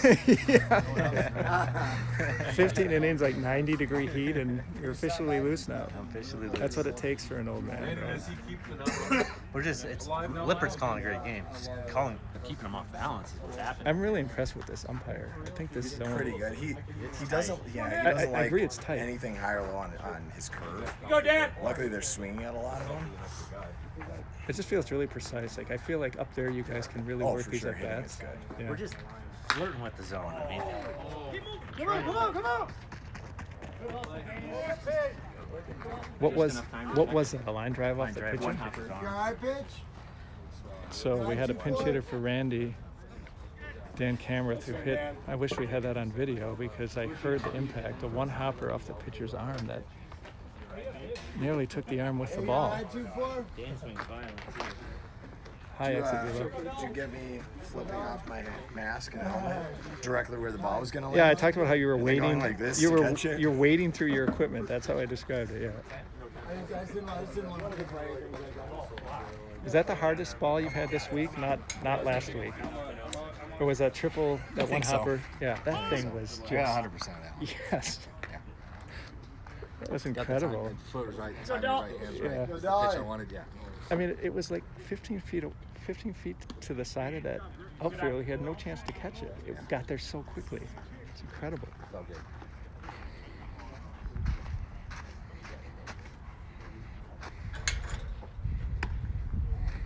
Okay, we'll get back to our perch. One out. What inning are we in, Dan? Do you know? don't know. Score? What's the inning and score, guys? Anybody know? 2 bottom 5. 10-2. I didn't know we had 10. 10-2. Bottom of 5. It's a Mammoth stampede. It's ground ball. That's a fair ball. Third baseman circles, throws. Misses the first baseman. Drops an F-bomb. Dolly runs to second base. So, another lumberjack, another Mammoth base runner.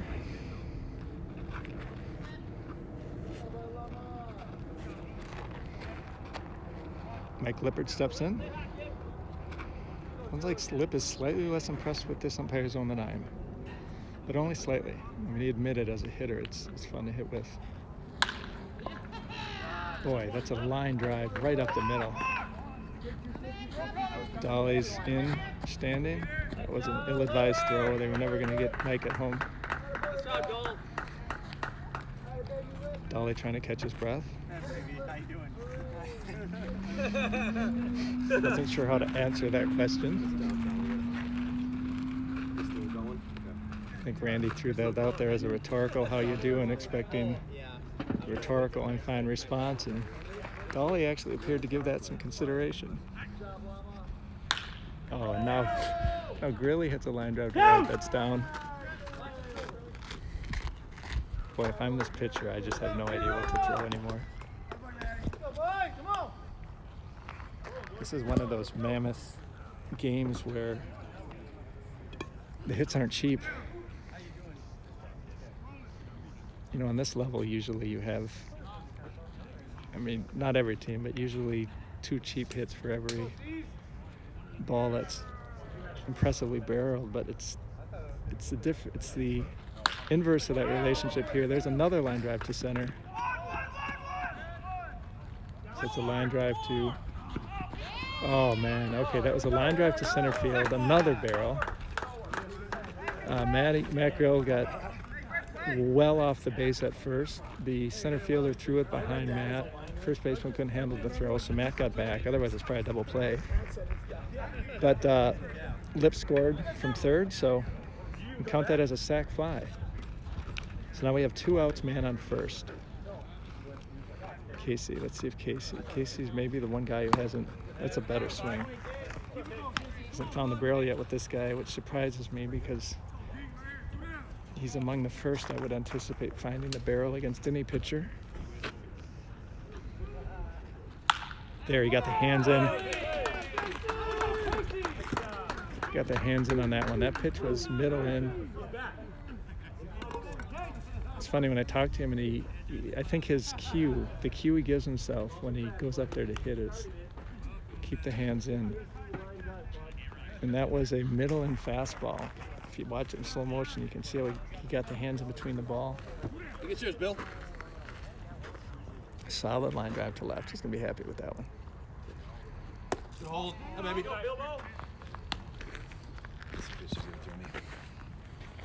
So the one you hit wasn't a fastball, was it? He threw you one. Oh, it was. He threw you one before that you. I didn't think we could get another one. Emery is thinking this guy's going to work him low and away with the off speed. I would agree, but for the fact that there may be a runner on third at this Trying point. to get it in on the hands. He didn't get it in. Gotcha. Jesus, Billy hit a shot to right field. This is just a 4th of July fireworks display. Everybody's just barreling these baseballs.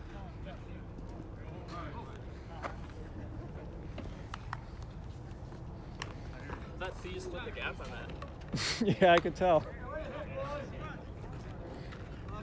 Yeah. I believe it's 11 to 2, 12 to 2, something like that. 12-2 with it. 12-2. Got a request from the fans asking what the score was. Tonight's official attendance, 5.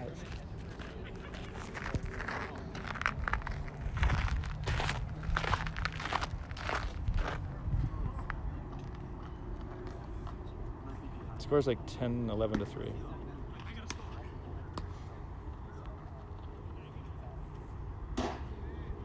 Yeah, someone just mentioned the sound of the ball off the bat. I mean, that's kind of a baseball cliche when it comes to good hitters, but it's true. In this case with Emery, it's a different sound for sure. I noticed that in this IBEX stuff that we did. The other guy, I think I mentioned this before, the other guy who had just had a different sound off the bat was Jack Nelson, who plays for the Grays. He's with the Grays team down here.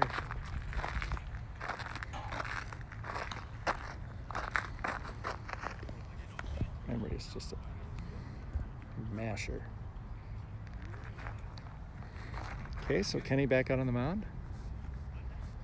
He joked between innings a couple minutes ago that after 15 innings and 90-degree heat, he's finally getting loose.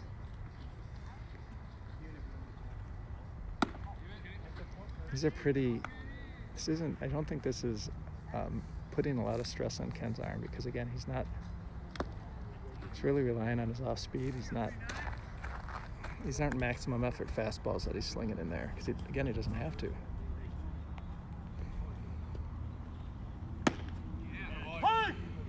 I would say that if we manage to win this game, I think you'd have to give, maybe not, it's well hit, but it's right at Billy. I'm not sure Kenny would have been the player of either game, but if you're looking for a player of the day, I don't think that it's any contest. It's Ken Wangler. Because he may end up covering 18 innings.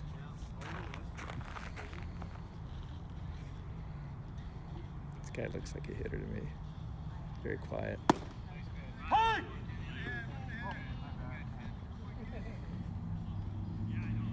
Took a deep breath until he's trying to quiet himself down up there. Also trying to hold back on those off-speed pitches.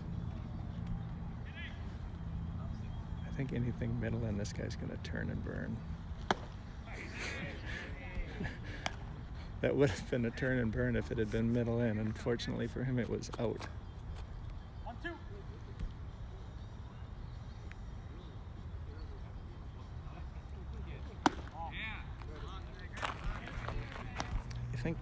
I think that pitch is what Lip was talking about. I mean, that for a lot of umps, that's the top of the zone, but not for this umpire.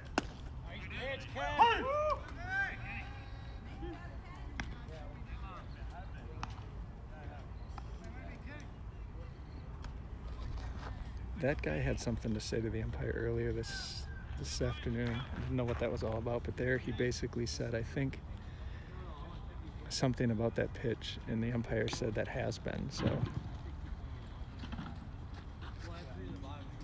that was a curveball that caught. I mean, it's hard to tell what part of the plate it caught. It looked like the right height. Must have caught enough of the corner.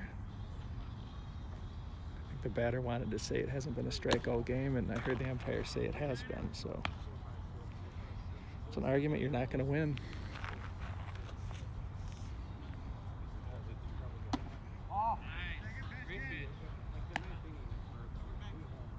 Just really feels watching these hitters, their timing is off. They can't get on time with this stuff.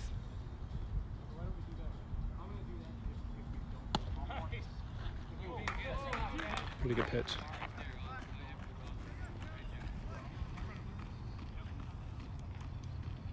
Two outs, man on first. Lumberjacks up something like 11-2, 11-3, something like the top of 5, top of 6, probably top of 5. It's been a loud baseball game, just a lot of loud contact by the Mammoth today. Certainly this game, not this morning.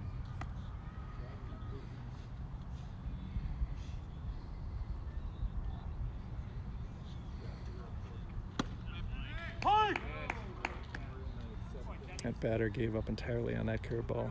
Basically dropped the bat, took a step back, ball dropped in there for a strike. And Kenny came back with a fastball up and in. You'd expect something off the plate. Curveball. It's a curveball. He got that up though. 2-1.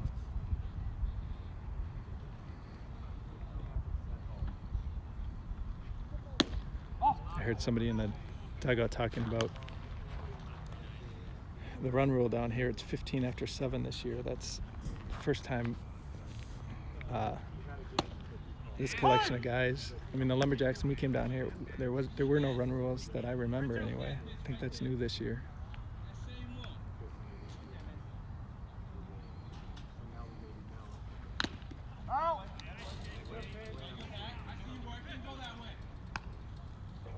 If that was his normal swing, I would say it wasn't a very impressive swing.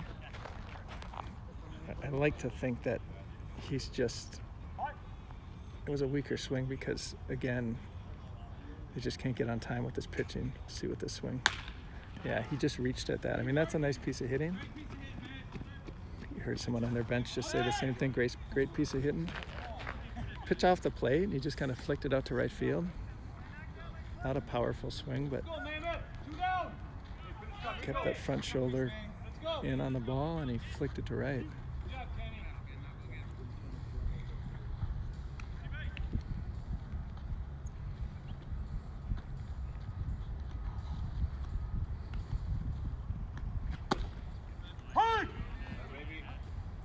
Yeah, the batter didn't like that. That's the second pitch I've seen that I think he's been calling a ball. Kenny just hit him. That's 3. I gotta talk to Randy quick. I'm not sure if he knows. Hey, Randy. Hey, Randy. That's 3. Does he have to come out after 4? I don't know. We've had a lot of beam guys, I feel like. Is that Tech Mabel? In Tech Mabel, they have the Right. discretion, so you just may want to have somebody ready. I mean, they're just we will. yeah. Here we go, Kenny. 2 down. I'll Let's get go, somebody man. out Tighten there up. for Here we after. go.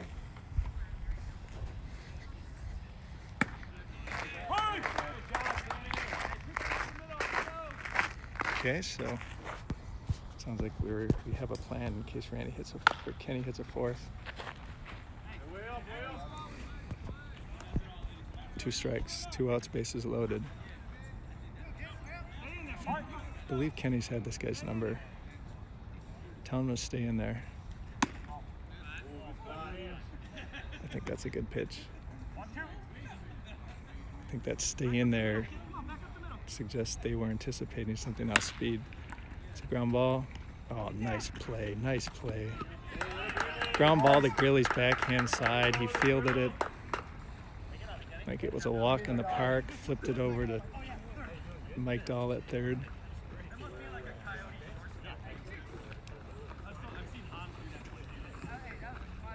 Just heard Diamond Dan say he's seen Hans do that play so many times. Apparently the backhand, throwing it over to third base instead of second when the force is in order.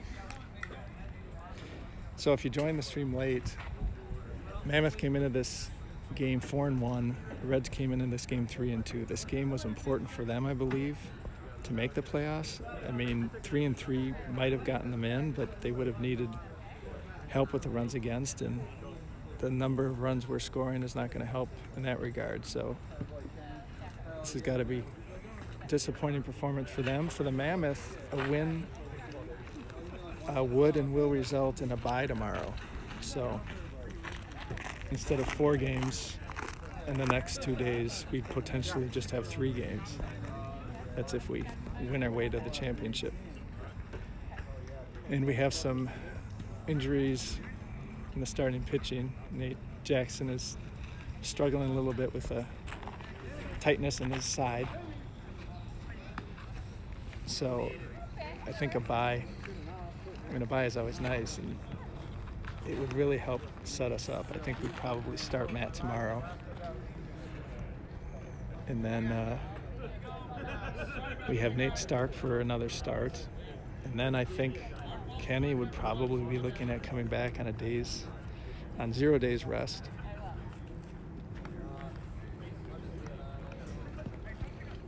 We're really hoping that we can get some innings out of Nate, I think, tomorrow. I mean, we really need Nate's bat in the lineup, too. But he hasn't thrown a pitch yet this tournament, so, to have a pitcher like Nate fresh, if we can get him healthy, we'd be in a pretty good place.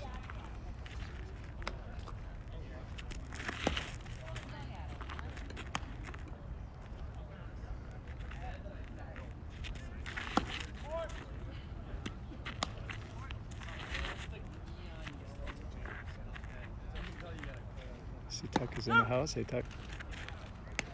Yeah, Kenny is being Kenny.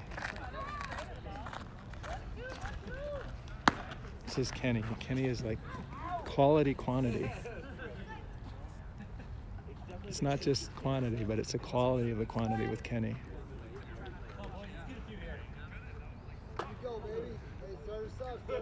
I mean, Kenny's not somebody who's dominant at first and then its effectiveness tails off. The effectiveness just stays fairly steady. Emery predicted to me batting circle at the end of last inning that he'd see that curveball first pitch. He just shook his head like, yep, that's what I thought. He has been on point. He was one hitter this morning who hit the ball hard. And he agreed that the ball he hit last at bat was the hardest he's hit with the Mammoth yet. He just looks really locked in right now. It's just hard to imagine him like popping something up. Like, I feel like if it's there, he's just gonna. He's shaking his head, I think. See a nice pitch. Not a hitter's pitch. Let it go. 2 strikes.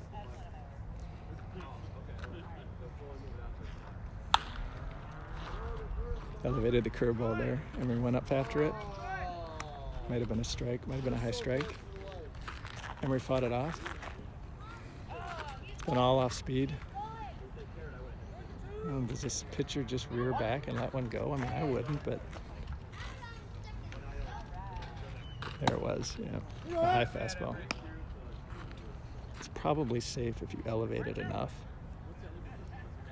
Emery seemed to be just timing that curveball pretty well, so he had to do something different. 3-2. Another fastball that he tried to bury. Too low. Now he's just back in this churn, this mill of hitters.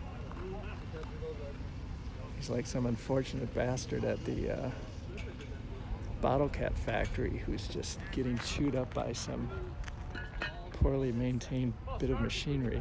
It's like he's fallen into this complex of gears and it's just getting ground up. I mean, this lineup does that to you.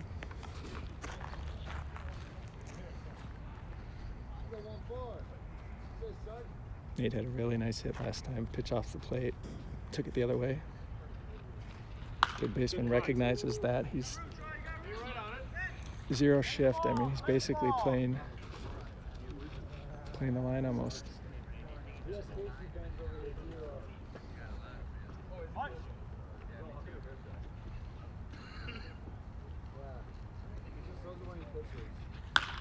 Jeez. I don't know how many hits he has this game. 4 for 4.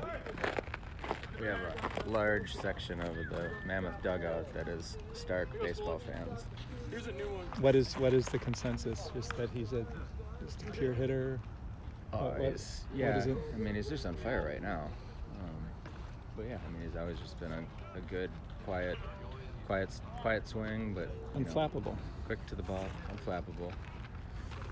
I just walked down towards the end of the dugout with Bill and Dan and Bushy there and said, "We got any Stark fans over here?"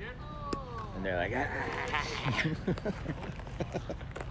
We love Stark. He's just a great dude. I haven't talked about how he has a interesting anecdote for just about any subject they care to bring up. It's like, oh, Dano. Didn't burn him, but sent the center fielder back. Well. Yeah, Dan has. It's one of the first time he's gotten out in the last couple of days. Puerto Rico, I think he was 2 for 2 with 2 hit by pitches, and that pretty much that's been his game the last 3 games. Like 2 for 2, 2 hit by pitches. He's been hit by pitches 6 times in the last 3 games. I didn't see the hit. Apparently, Dan hit a ball off the pitcher's arm last at bat. You know what? Yeah. So Dan's got now that he's calibrated, he's got seems to hit everything hard, right back to like shortstop for pitcher area. Yeah, Dahl is having the weekend of his life. He just caught a ball off of the chain link fence, one-handed. I don't know. There's a movie with one of the Wayans brothers where he took some medication from a doctor and had super quick reflexes, and the whole movie's about his super skills. And I think Dahl took some of that before he came down this weekend. It's a topper to the pitcher, flip. Is that 1 out or 2? 2 outs. 2. Oh, that's 2 because Small Dan. Emery started. Dan flew Small. off. I got Lip, who's still hot as a pistol at the plate.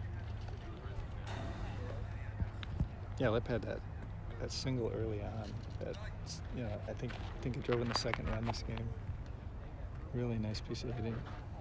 Yeah, I mean he's kind of like leans over and then squares something up like for a line drive. He always seems to be reaching for it. I agree. He's got, and that's why I think a pitch up and in, he hammers those pitches. At least when I throw BP, wow. That's a that away, bud. Oh, wow. That was a seed to the shortstop, man. One hopper. Probably Dahl's hardest hit ball.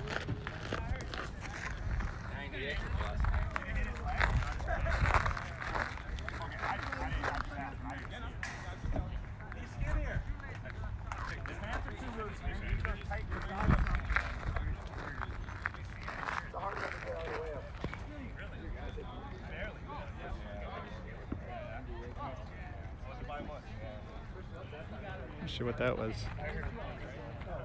I'm gonna find out what that was. Hey Pat, what did the umpire say to Nate? Hit his leg. hit Stark's leg. But Was it pitched it or what? no, the ball. Oh, the ball. Okay. Yeah, and it definitely made a loud noise. So it, but Stark said he didn't feel a thing, so it must have just hit his pants. So they were gonna call him out. Yeah, they did call him out. They Okay. called Stark out. Okay. Yeah. So I think it was a pretty easy call because it Pretty was obvious. loud. Yeah. Yeah.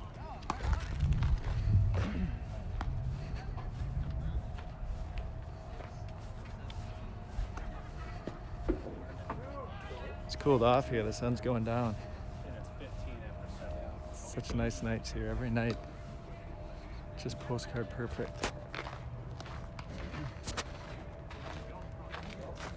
Gotta get some water.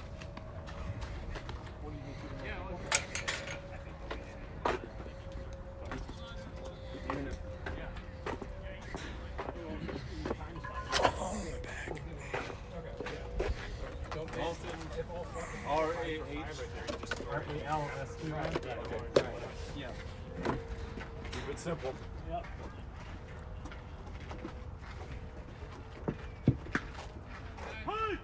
One kid. Tom, you want to hit? No, I think I'm okay. Think so. It's the top 7. What's the score?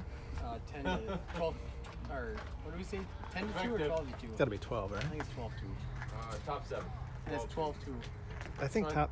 We're gonna okay. we're gonna add 3 guys that order. Yeah. We're second from the bottom, so it Just- should be okay. Yeah, yeah.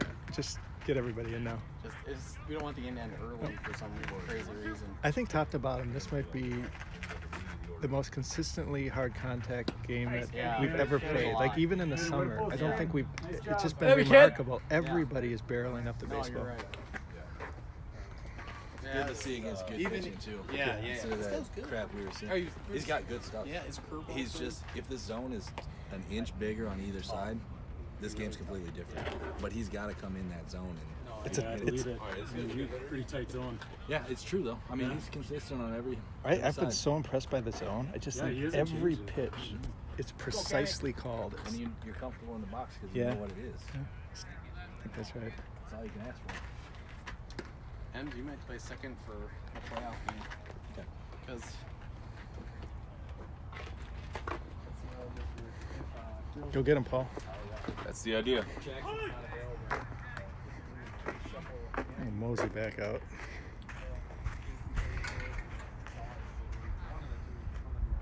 This guy's a good hitter. Solid shot at Grilly. Grilly kind of did a falling backwards defensive sweep up at the baseball, but it cleared the glove and got out to left field for a hit. Sounds like we're emptying the bench. Got to get to 14 guys. So we'll see a few fresh faces next inning probably.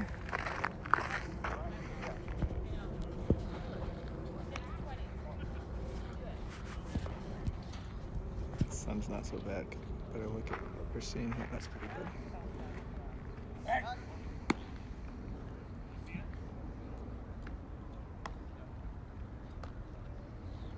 So I think tomorrow, if we can hold on to this one. One, Kenny, Oh, Kenny. no. Jesus.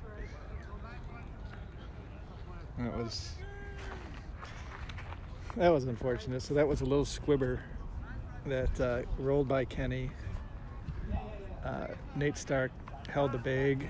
Casey Johnson charged it, fell to his knees, tried to barehanded and shovel it to Nate, but the ball kind of squirted away from him as he was doing it. Just wasn't hit hard enough. It's top of the order, that's dropping. Gonna load the bases. I don't think there's anybody out.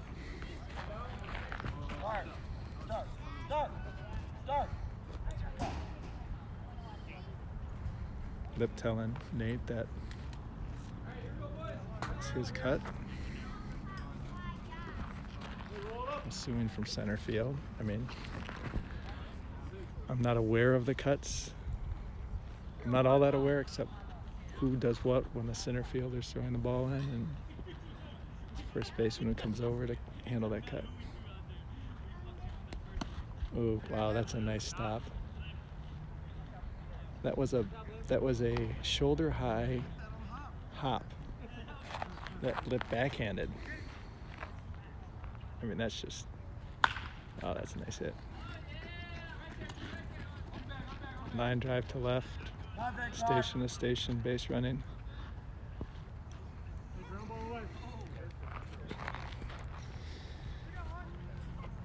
I think we have one. I think someone said we have one, but they're making a fight of it here. Bases loaded, 1 out.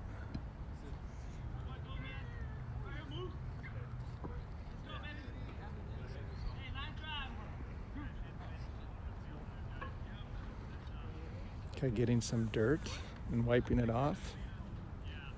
I don't know what that does. There's someone in the chat, some of the advanced hitters, Flem, or why do people pick up dirt and rub it in their hands? That's going to be a fly out to Grilly, 2 outs. If we got moisture, does it wick the moisture away? Or is it just an affectation?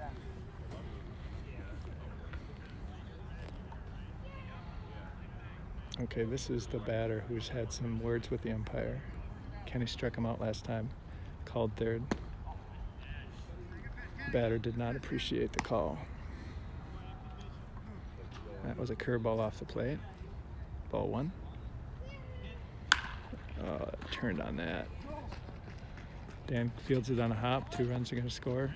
Dan closed on that like he was thinking about making a dive, but he thought better of it, and ball fell, and he kind of gloved an in-between hop with the backhand, so he did a good job keeping that from getting behind him. All right, let's see if we can end it right there. That's 2 outs. 3 runs in.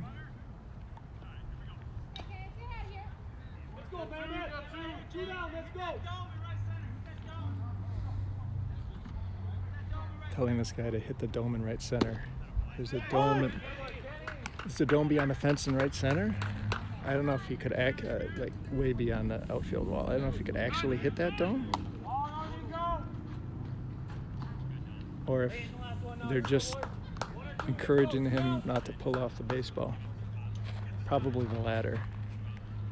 There, that second guy in second stole on a fastball, so I think they just think they can steal on Kenny from second to third. Don't know how tightly Kent's holding that runner on second. Guy looks like a good hitter. I don't remember him though. See what he does here. First and third, 2 outs.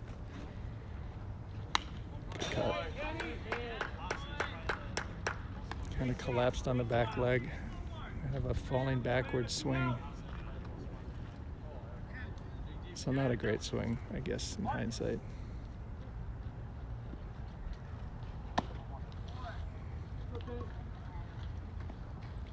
Couple walks. I saw Kenny kind of take a deep breath there. I don't know if we're kind of seeing Kenny reach kind of the limits of human endurance here or not. This is his 16th inning on the day. We don't actually have that many options right now. I think the plan was to start Billy. I think that was the original plan, but I think when we got to the park here, we all went for lunch, kind of scattered for lunch, came back around. I think Randy talked to Kenny, and Kenny said he could go again, so the plan was to go with Kenny. You know, Billy's a position player who pitches, so he's not a pitcher position player. But if you face Billy, you know, he's got a live arm, good fastball, there's a base hit up the middle. Sending him home. Nope, they're going to hold him up. You know, Billy's got a live arm. His fastball's straight, but it's fairly hard. I just saw Lip looking at the dugout. He's looking again. I don't know how long Randy's going to try to ride Kenny here. You know, if that guy on first scores, I think it's something probably like 13-7. Pitch Kenny. Drop that curveball in. Might even be 13-7 now. I'll get a score check after this batter maybe if he gets on.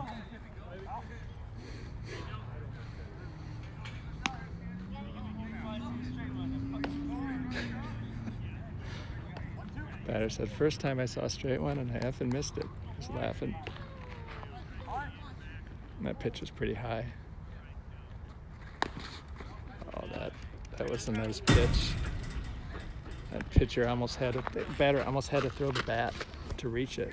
Somehow managed to squib it off to the side.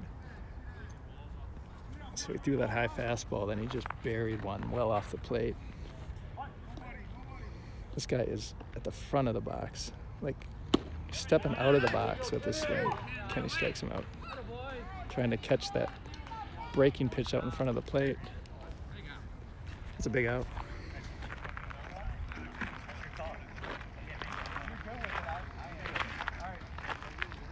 Randy asked if Kenny wants another one. Kenny said, that's your call. I can't make that call. And Randy said, I'm good with another one if you are. And Kenny said, I'm good. So Kenny didn't say that in a confrontational or acrimonious way. He was just... Yeah, you're going to go in for Lippert. He's always going to say he's good, so he doesn't want to have to... Drill. I'm going to have a guy here for you. Wants It's going to be Bushy. the manager to make that call. We're going to add one guy to the bottom, and that will be Ralston. So we're emptying the lineup. Looks like Greeley's going to get pinch hit for the fan favorite, Brian Bushman.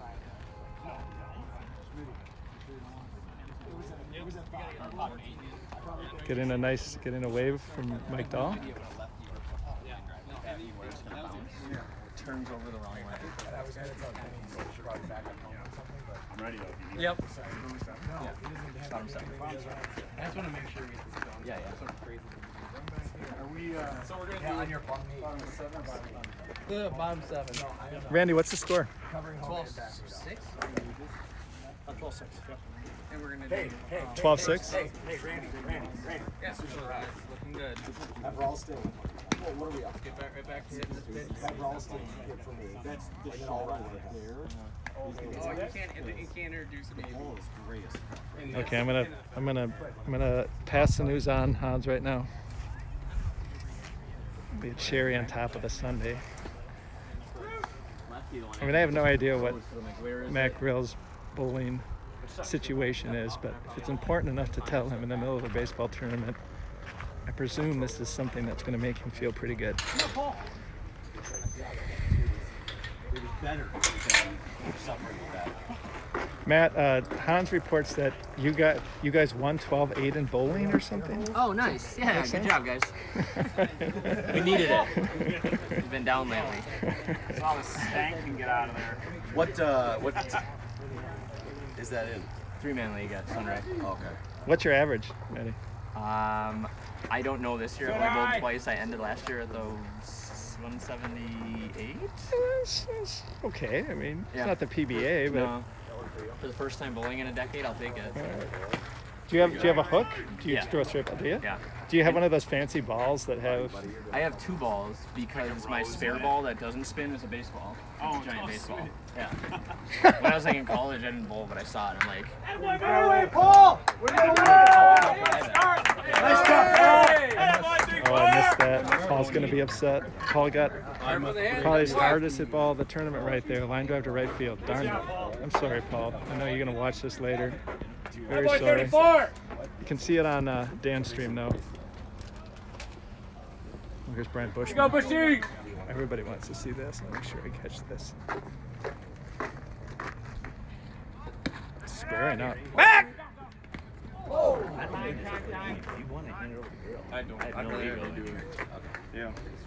Sorry, what's the score again? 12-6.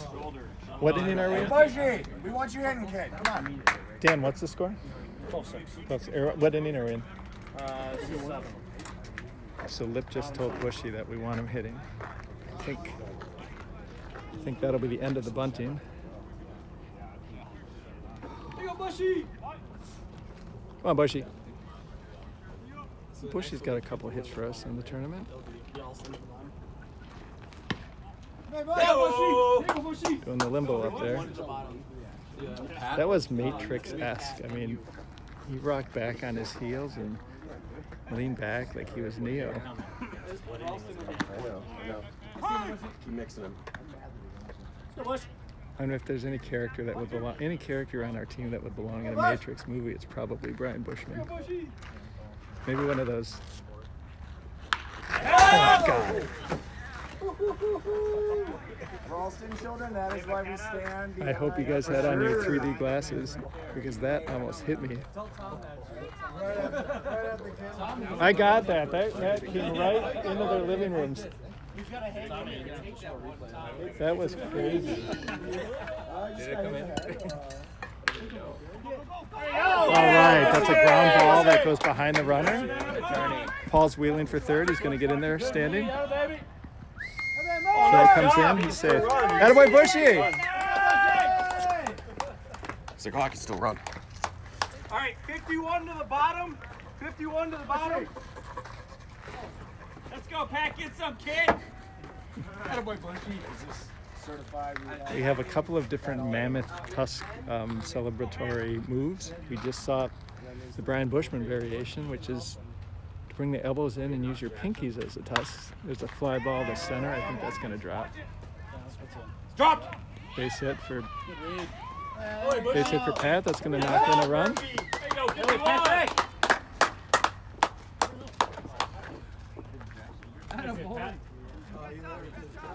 So we get Paul. Attaboy, Paul. Nice shot. That's what we were looking for. That's what we were waiting for. Yeah, everybody, including me. Somebody want to coach third? I get away.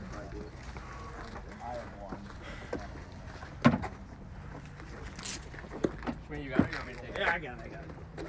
Ooh, it's sweaty. Getting to the thunder portion of the lineup, so maybe I'll go back outside so we can track these hits a little bit better. Let's give it one more pitch, then head out. Okay, here we go. But that's like a fucking. And it jumped out. Normal. I have it here, but I didn't necessarily do that. it is. No, I know. I was like, what? Two strikes on Diamond. Diamond offered at a pitch off the plate. I think he went. Smart water? Yep. What I saw.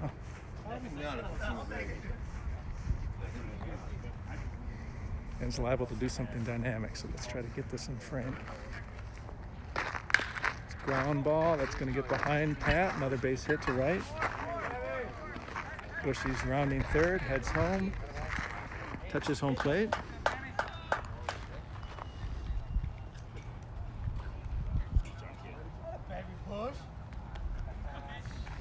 So I know all the guys who play with Bushy on the Cardinals know this, but maybe among the 2 or 3 other people listening, Brian Bushman comes down here every year with the Cardinals, and apparently he eats Del Taco pretty much every meal. Maybe not every meal, but he has a number he's trying to beat every trip. And I think I heard him say he thought he might be able to get to 100 since he was down here second week this year with us. I think he had 13 today between game 1 and game 2. I asked him what that does to a man's inside. And without missing a beat, he said, well, I have a love-hate relationship with Del Taco.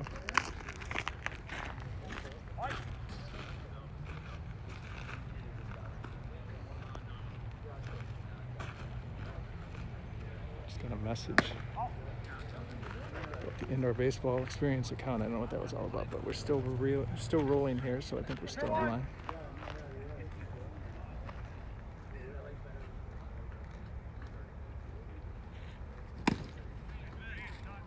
Go 5. I think KC has swung and missed more this game than he did all summer. I mean, just like swings without even foul contact.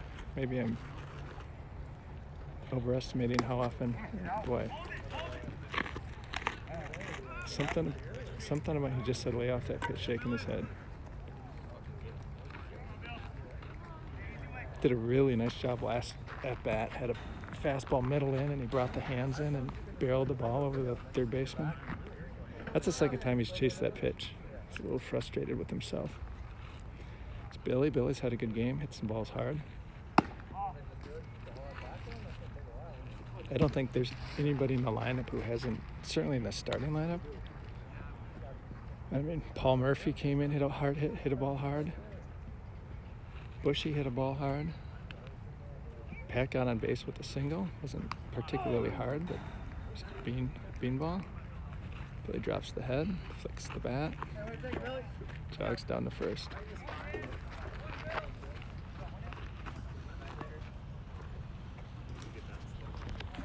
So this is a yeoman's effort by the pitcher. I really feel that Emery's got this guy dialed in. I mean, he's laying off the curveballs off the plate. He's just waiting for that one mistake. It's not it.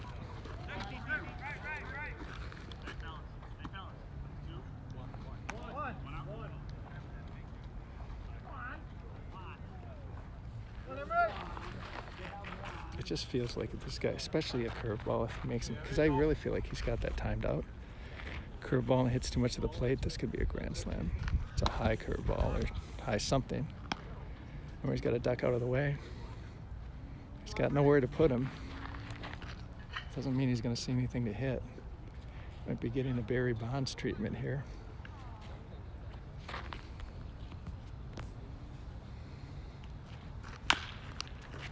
Pulled off a little early on that. I mean, if you're a pitcher, especially this game, and you see this lineup barreling the baseball like we're barreling it, and you got a guy who looks like Emery batted in the cleanup spot, you don't leave him something to hit. I mean, if he's the best hitter you've got, you're the most powerful hitter you've got, and we're hitting balls where we're hitting them, I think that was just a good pitch. I don't think Emery was expecting another fastball, because I think if he was, he would have done some damage on that one. Does he just come back with another one? It's a foul ball, but well struck. Go, Emery. The third baseman gave it 2 looks. Said something to our third base coach and laughed.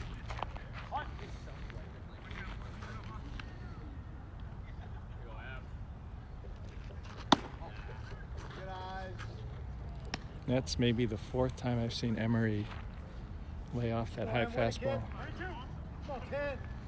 He starts dropping that back shoulder, and then he just stops and brings the hands back.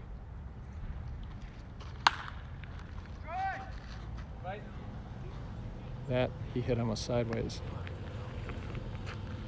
He almost hit that behind him. I don't know, I just said he almost hit that behind him. That must have been a high and in pitch.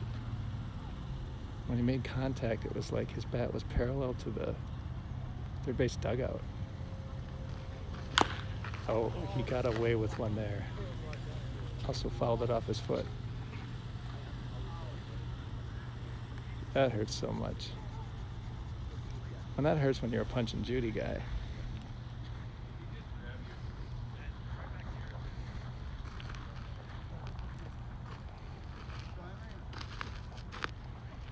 So Emery's been well ahead of these fastballs. I mean, if I'm the pitcher, I throw a breaking ball, but I think Emery's going to hammer it. There it is, something off speed. Emery turned on it, hard ground ball underneath the third baseman's glove. That's a hit. Knocks in 2, I believe. It's a ho-hum double for Emery.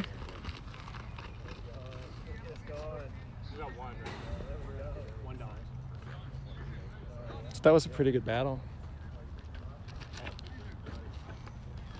One way or another, he was getting Emery really out in front of those pitches. He came back with something off speed that last pitch, and Emery waited long enough, rolled over, but it didn't matter. He hit it so hard.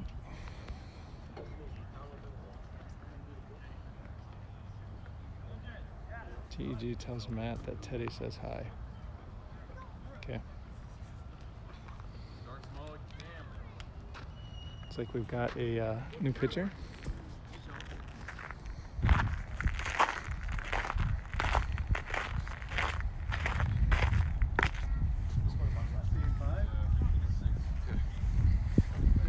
Diamond. Hey, Grilly. Where's Matt? Huh? Where's Matt Grill? Matt Grill, what's up? Yeah, Teddy Corcoran says hello. Hey, Teddy! Nice to hear from you, buddy. I love Teddy. Teddy and I got to hang out at the Base Twins game a little bit. Oh, really? It was nice. He was cheering for me when I was on the big screen. And awesome. He probably thinks you're a real twin. I mean, It is. I hope he does. yeah, I saw you on the screen. Me and Yeah. my girlfriend just started watching it just Bye, on the Teddy. back of it, and we're like, yeah, this is actually a really sweet show. I'm like, So Matt said hi to thing through. Ted through the matting that hangs on this dugout.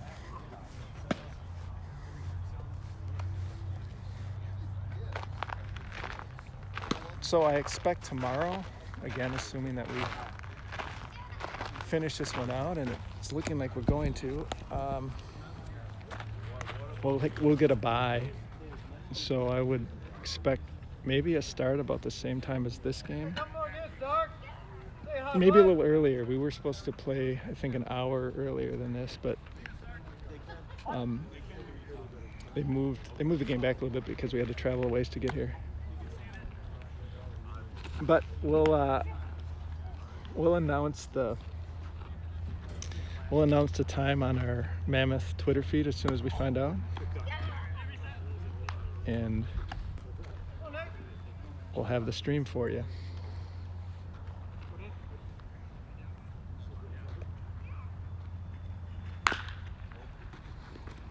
It's a fair ball. Stayed inside. That might be the first out Nate's made this game.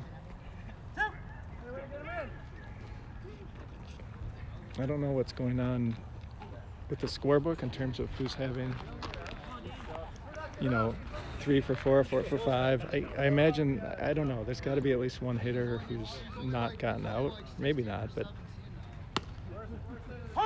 everybody seems to be hitting this game. I know Matt Grill last night, he had 5 RBIs going into his last at-bat against the Tucson team. Bases were loaded, and he hit a ground ball up the middle, and the guy made a nice play on it, I believe, and Grill came back, and he was a little frustrated that it didn't get through because I think it would have gotten him 7 RBIs in the game.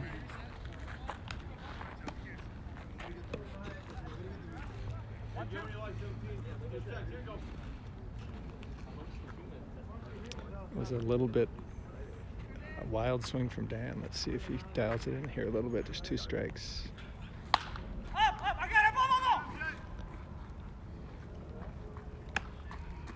3 outs.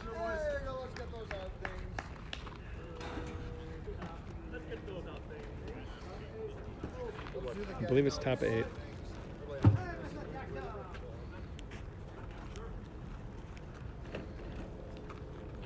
Bushy. It's a big hit last inning.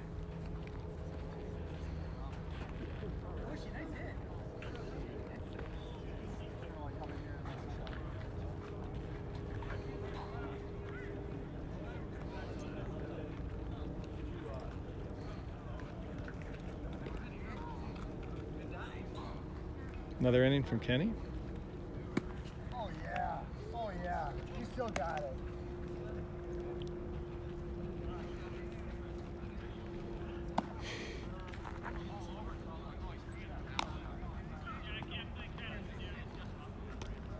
I should have gotten I hope Teddy wasn't watching. I assumed you were going to relay the fact that Matt said hi. If Teddy was watching, I would have walked the extra 15 feet and gotten Matt on camera instead of talking through a gray wall or a green wall.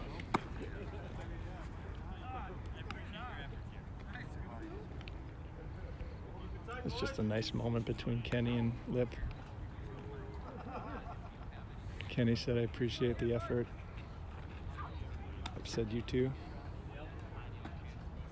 And you got a guy who's on his 17th inning pitching to a catcher who's caught all but a handful of our innings down here, so.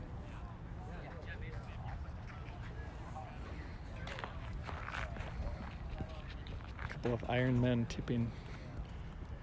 doffing the cap to each other.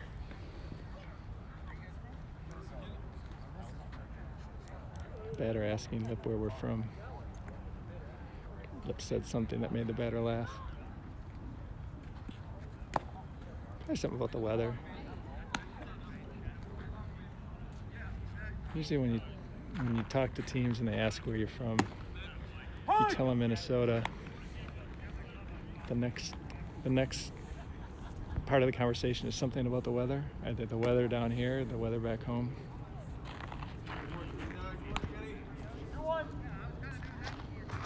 These guys are from California, California Reds.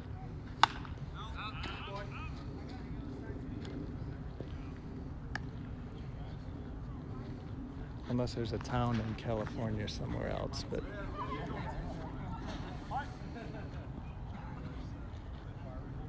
I don't think they do that to us. That's a broken bat. End of the bat. Got him! Ooh. Okay, that was a four-hopper that had a lot of English on it. Matty tried to backhand it, squirted out of his glove, recovered through to first, low throw. Emery tried to handle the short hop, popped out Emery's glove. Batter reaches. This is the bottom of the 8th. Mammoth are up, I don't know what we're up, 14-6 or something.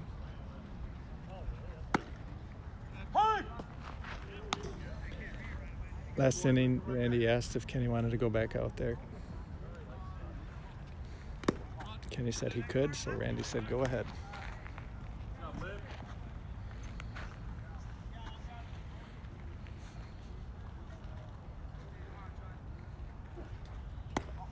I can see Diamond Dan out in center field. He's basically using his glove as a second visor to his hat. I think that sun is behind me, and I think it must be directly in his eyes.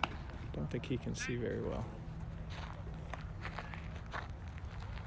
Sun sets right about this time of the day. It's 5:45, I think, is when it goes down. So this is probably really brutal right now to be out in the left. Batter decided to take a little stroll. Check out the climate, the side of the field. Maybe searching for something, a four-leaf clover, a baseball swing.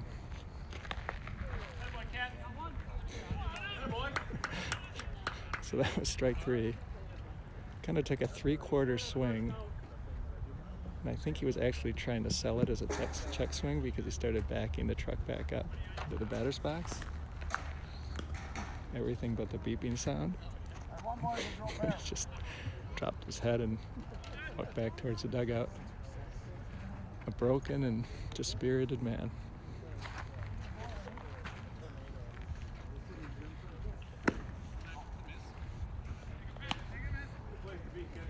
I say that good-humoredly because God knows I've been that man. We all have.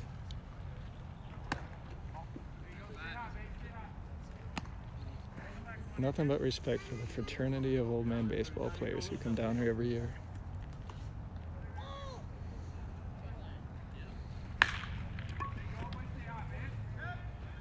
Okay, that was a line drive that Matt caught on the ground. The ump in the field called it a catch and an out. The runner was basically halfway to second. He had nothing to do. He just actually kept on running towards second. Matt threw to first, doubled him up. Oh, really? Somebody tell you wrong? Yeah. I was just getting him done. Nice job. Really? How'd you see that?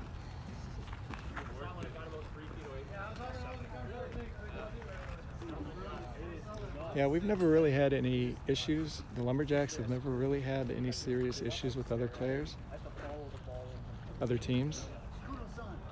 I don't know. I mean, you know, obviously it's competitive. Sometimes people get, you know, the competitive fire and the competitive spirit runs a little wild, but for the most part, you know, teams treat each other with good-humored tolerance, if not fondness. I think that's the one way amateur baseball is better than professional baseball. I mean, if you think about it, in just about any respect you want to name, professional baseball is better than amateur baseball. But I do wonder if, when it comes to relationships, the family bond that's created by teams, you know, guys who, you know, look at town ball play in Minnesota, guys who play, you know, 10 years, even decades together. I just wonder if you have that, the depth of relationship between teammates on the professional level as you do on the minor league level. I mean, they play a lot more games, and certainly friendships are made, but, you know, you're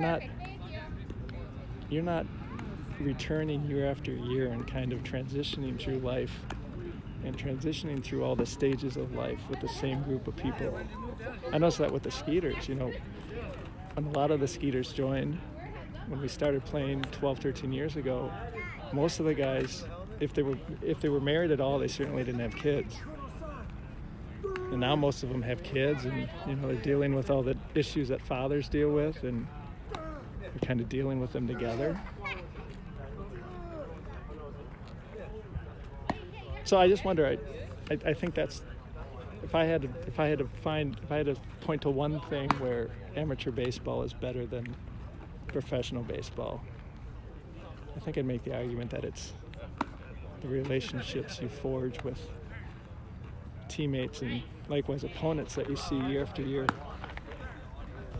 Certainly I've made, most of the adult friends I've made through baseball, through the TCMABL. So many guys I've met over the years. If you play long enough, every time you show up to the field, you know somebody on the other team. And I think if you played the game properly, they're happy to see you. Here we got Dan Cameron. Dan played with the Coyotes, the TCMABL, for a lot of years. He moved down here. Talked to him a little bit. He works for Amazon. Kind of a big deal in the Amazon management hierarchy, I believe. We were talking about the size of the warehouse buildings down here. I told him I saw an Amazon building that it looked like he could fit a baseball field in. He talked about a complex that had like 3 or 4 of those buildings side by side. Amazon should just put 4 walls around the planet and call it Amazon. Okay, we have a new pitcher. This guy appears to have a sidearm push. Yeah, that might be a knuckleball. If it's not a knuckleball, it's definitely a knuckleball, kind of a knuckleball push. That drops in for a hit.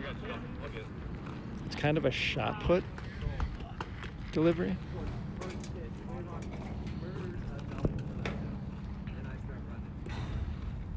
Here's Mike Dahl. Giving the bat a little wiggle. Taps the barrel with his hand. Double taps the plate. Settles in. Yeah, that was fouled by about a baseball length. Giving a big smile to the Mammoth dugout. I don't know if this guy's throwing a knuckleball or if he just threw shot put in high school or college. See it. Doesn't look like he's got a knuckleball grip. No, I think that's just his release. Because it looks like the ball's got a lot of spin on it. Mike's put some really good swings on the ball.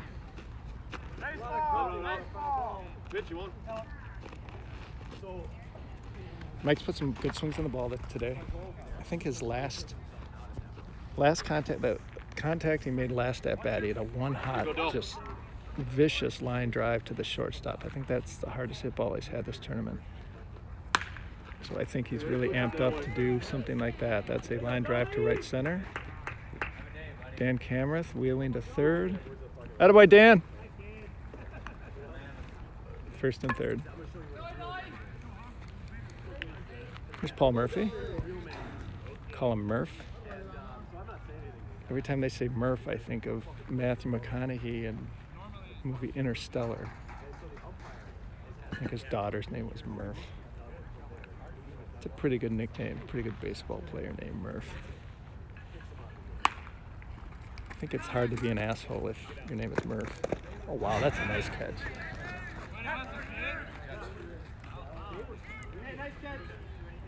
Nice catch, 28, nice catch. I know Paul's going to be frustrated with that. Here's Bushy. Inevitably, despite having just played with the Mammoth now for maybe, 5 games, 6 games, he's probably the most popular Mammoth.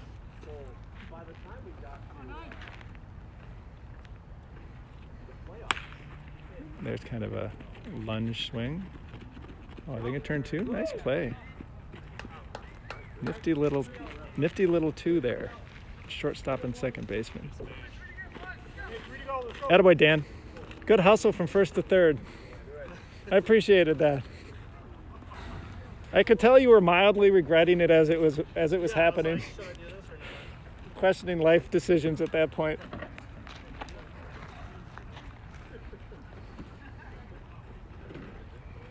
Dan runs like a 38-year-old guy who probably spends a lot of time behind a desk. I feel like I can say that as a 51-year-old man who runs like a man who spends a lot of time behind a desk.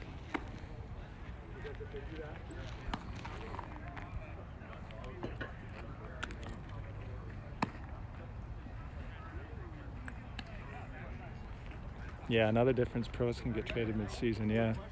Well, that's I agree with that, and I think that plays into the whole relationship thing. I'm sure friendships are made, and guys show up at the field, and there's guys on the other team. I mean, you see that all the time, but it's a business. It's pretty rare these days to have players stick around for an entire career with one team, certainly with the same group of players, and that's the norm, right, in amateur baseball? I mean, maybe players age off of teams, but a lot of times, a group will age out of one level and age into another.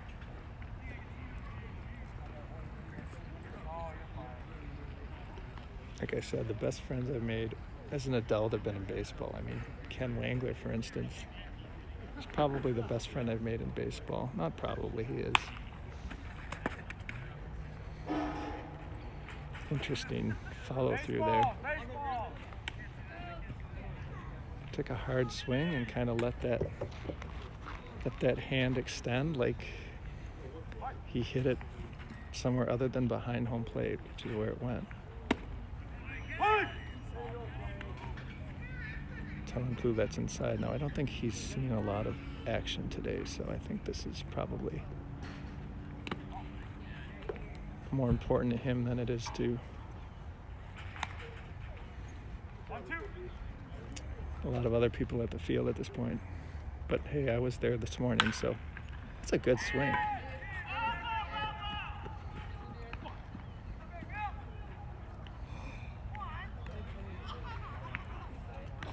don't think he's batted. Pretty good swing.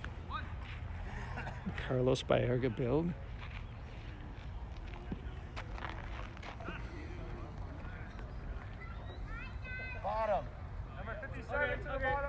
Okay, this is definitely this guy's first at bat. 57 at the bottom.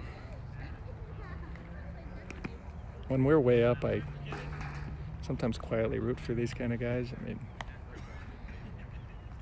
if you're not, on some teams, guys like this maybe just come in at the end, mop up. So this is a big part of their tournament, these appearances often.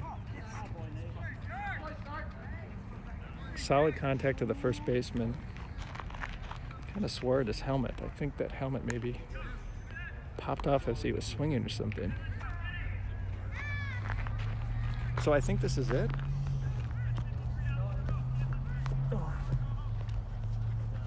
If it is, we'll go through the handshake line, and then we'll spend a little time talking to the boys, and then we will wrap this one up and Call it another successful day of baseball.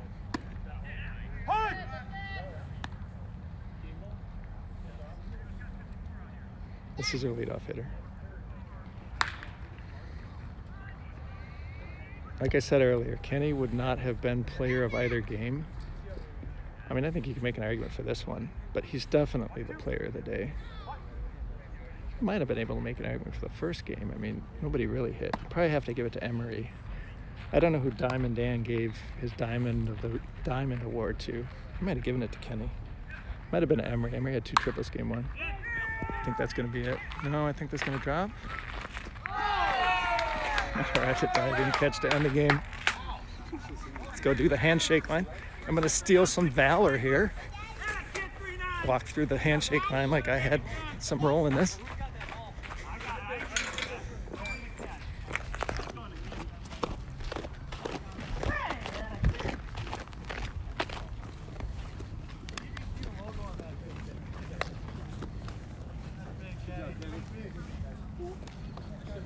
Kenny with 18. Hey, thanks, guys. Thank you, guys. Thanks, Toms. Appreciate you guys. Really nice job, Blue, behind the plate. Really nice job. Hey, good luck, man. You guys, good luck. Good game, boys. Guys. Nice luck. Good game out there. Nice job, boys. Hey, good luck, man. Good luck. Good luck. Good luck. Nice pitch and good work. Nice job. Way to hit the ball, guys. Attaboy. All right. Really? Do we really have to go? Oh, look at that hat. That's cool. There we go. All right. Mammoth.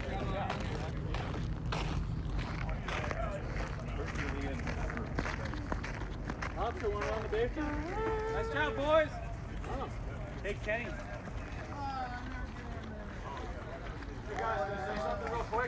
Yeah. Say something real quick? No.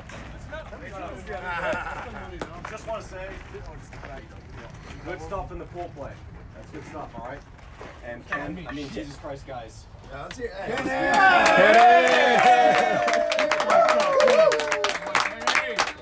we entered 3-1 today, and him putting those 18 innings on his back is awesome. Just say that we get to sleep in tomorrow. Yeah, that was a lot of runs scored, boys. A lot of runs scored. That wasn't just me. It all counts. Lippert owns some of that. A lot of it. Just as much as I do, Lippert owns it. Dude, I'm just sitting going,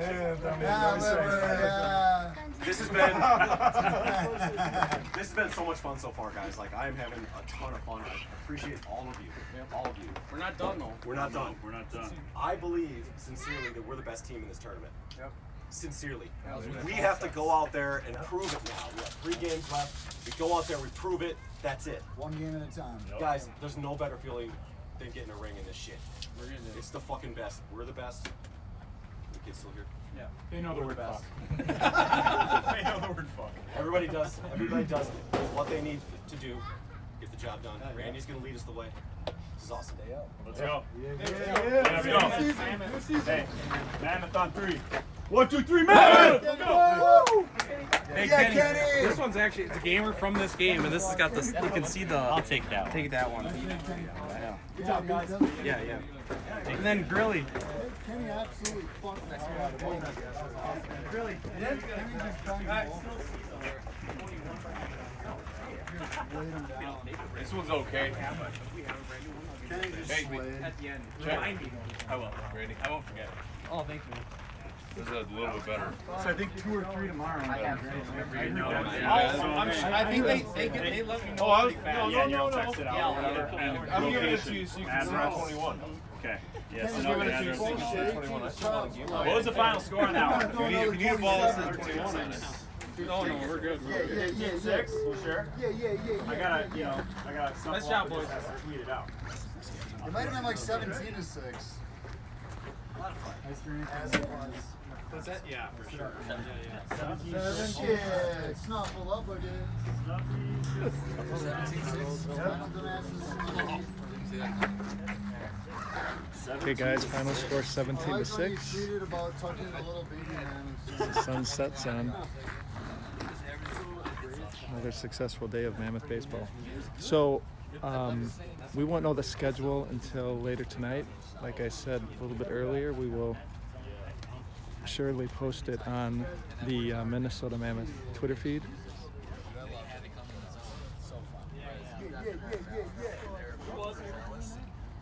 Just have one game tomorrow. We're going to get a bye. We might be close to the 1 seed. Maybe an undefeated team, but we should go in with a pretty high seed. Should have a fresh grilly, relatively fresh grilly tomorrow. So as long as we keep hitting, we're going to be pretty tough to beat. I think Dan pretty much made the case for us having a lot of success the next 3 games. So as always, thanks for tuning in, and I'm going to sign off from Phoenix. We will hopefully talk again at you guys tomorrow.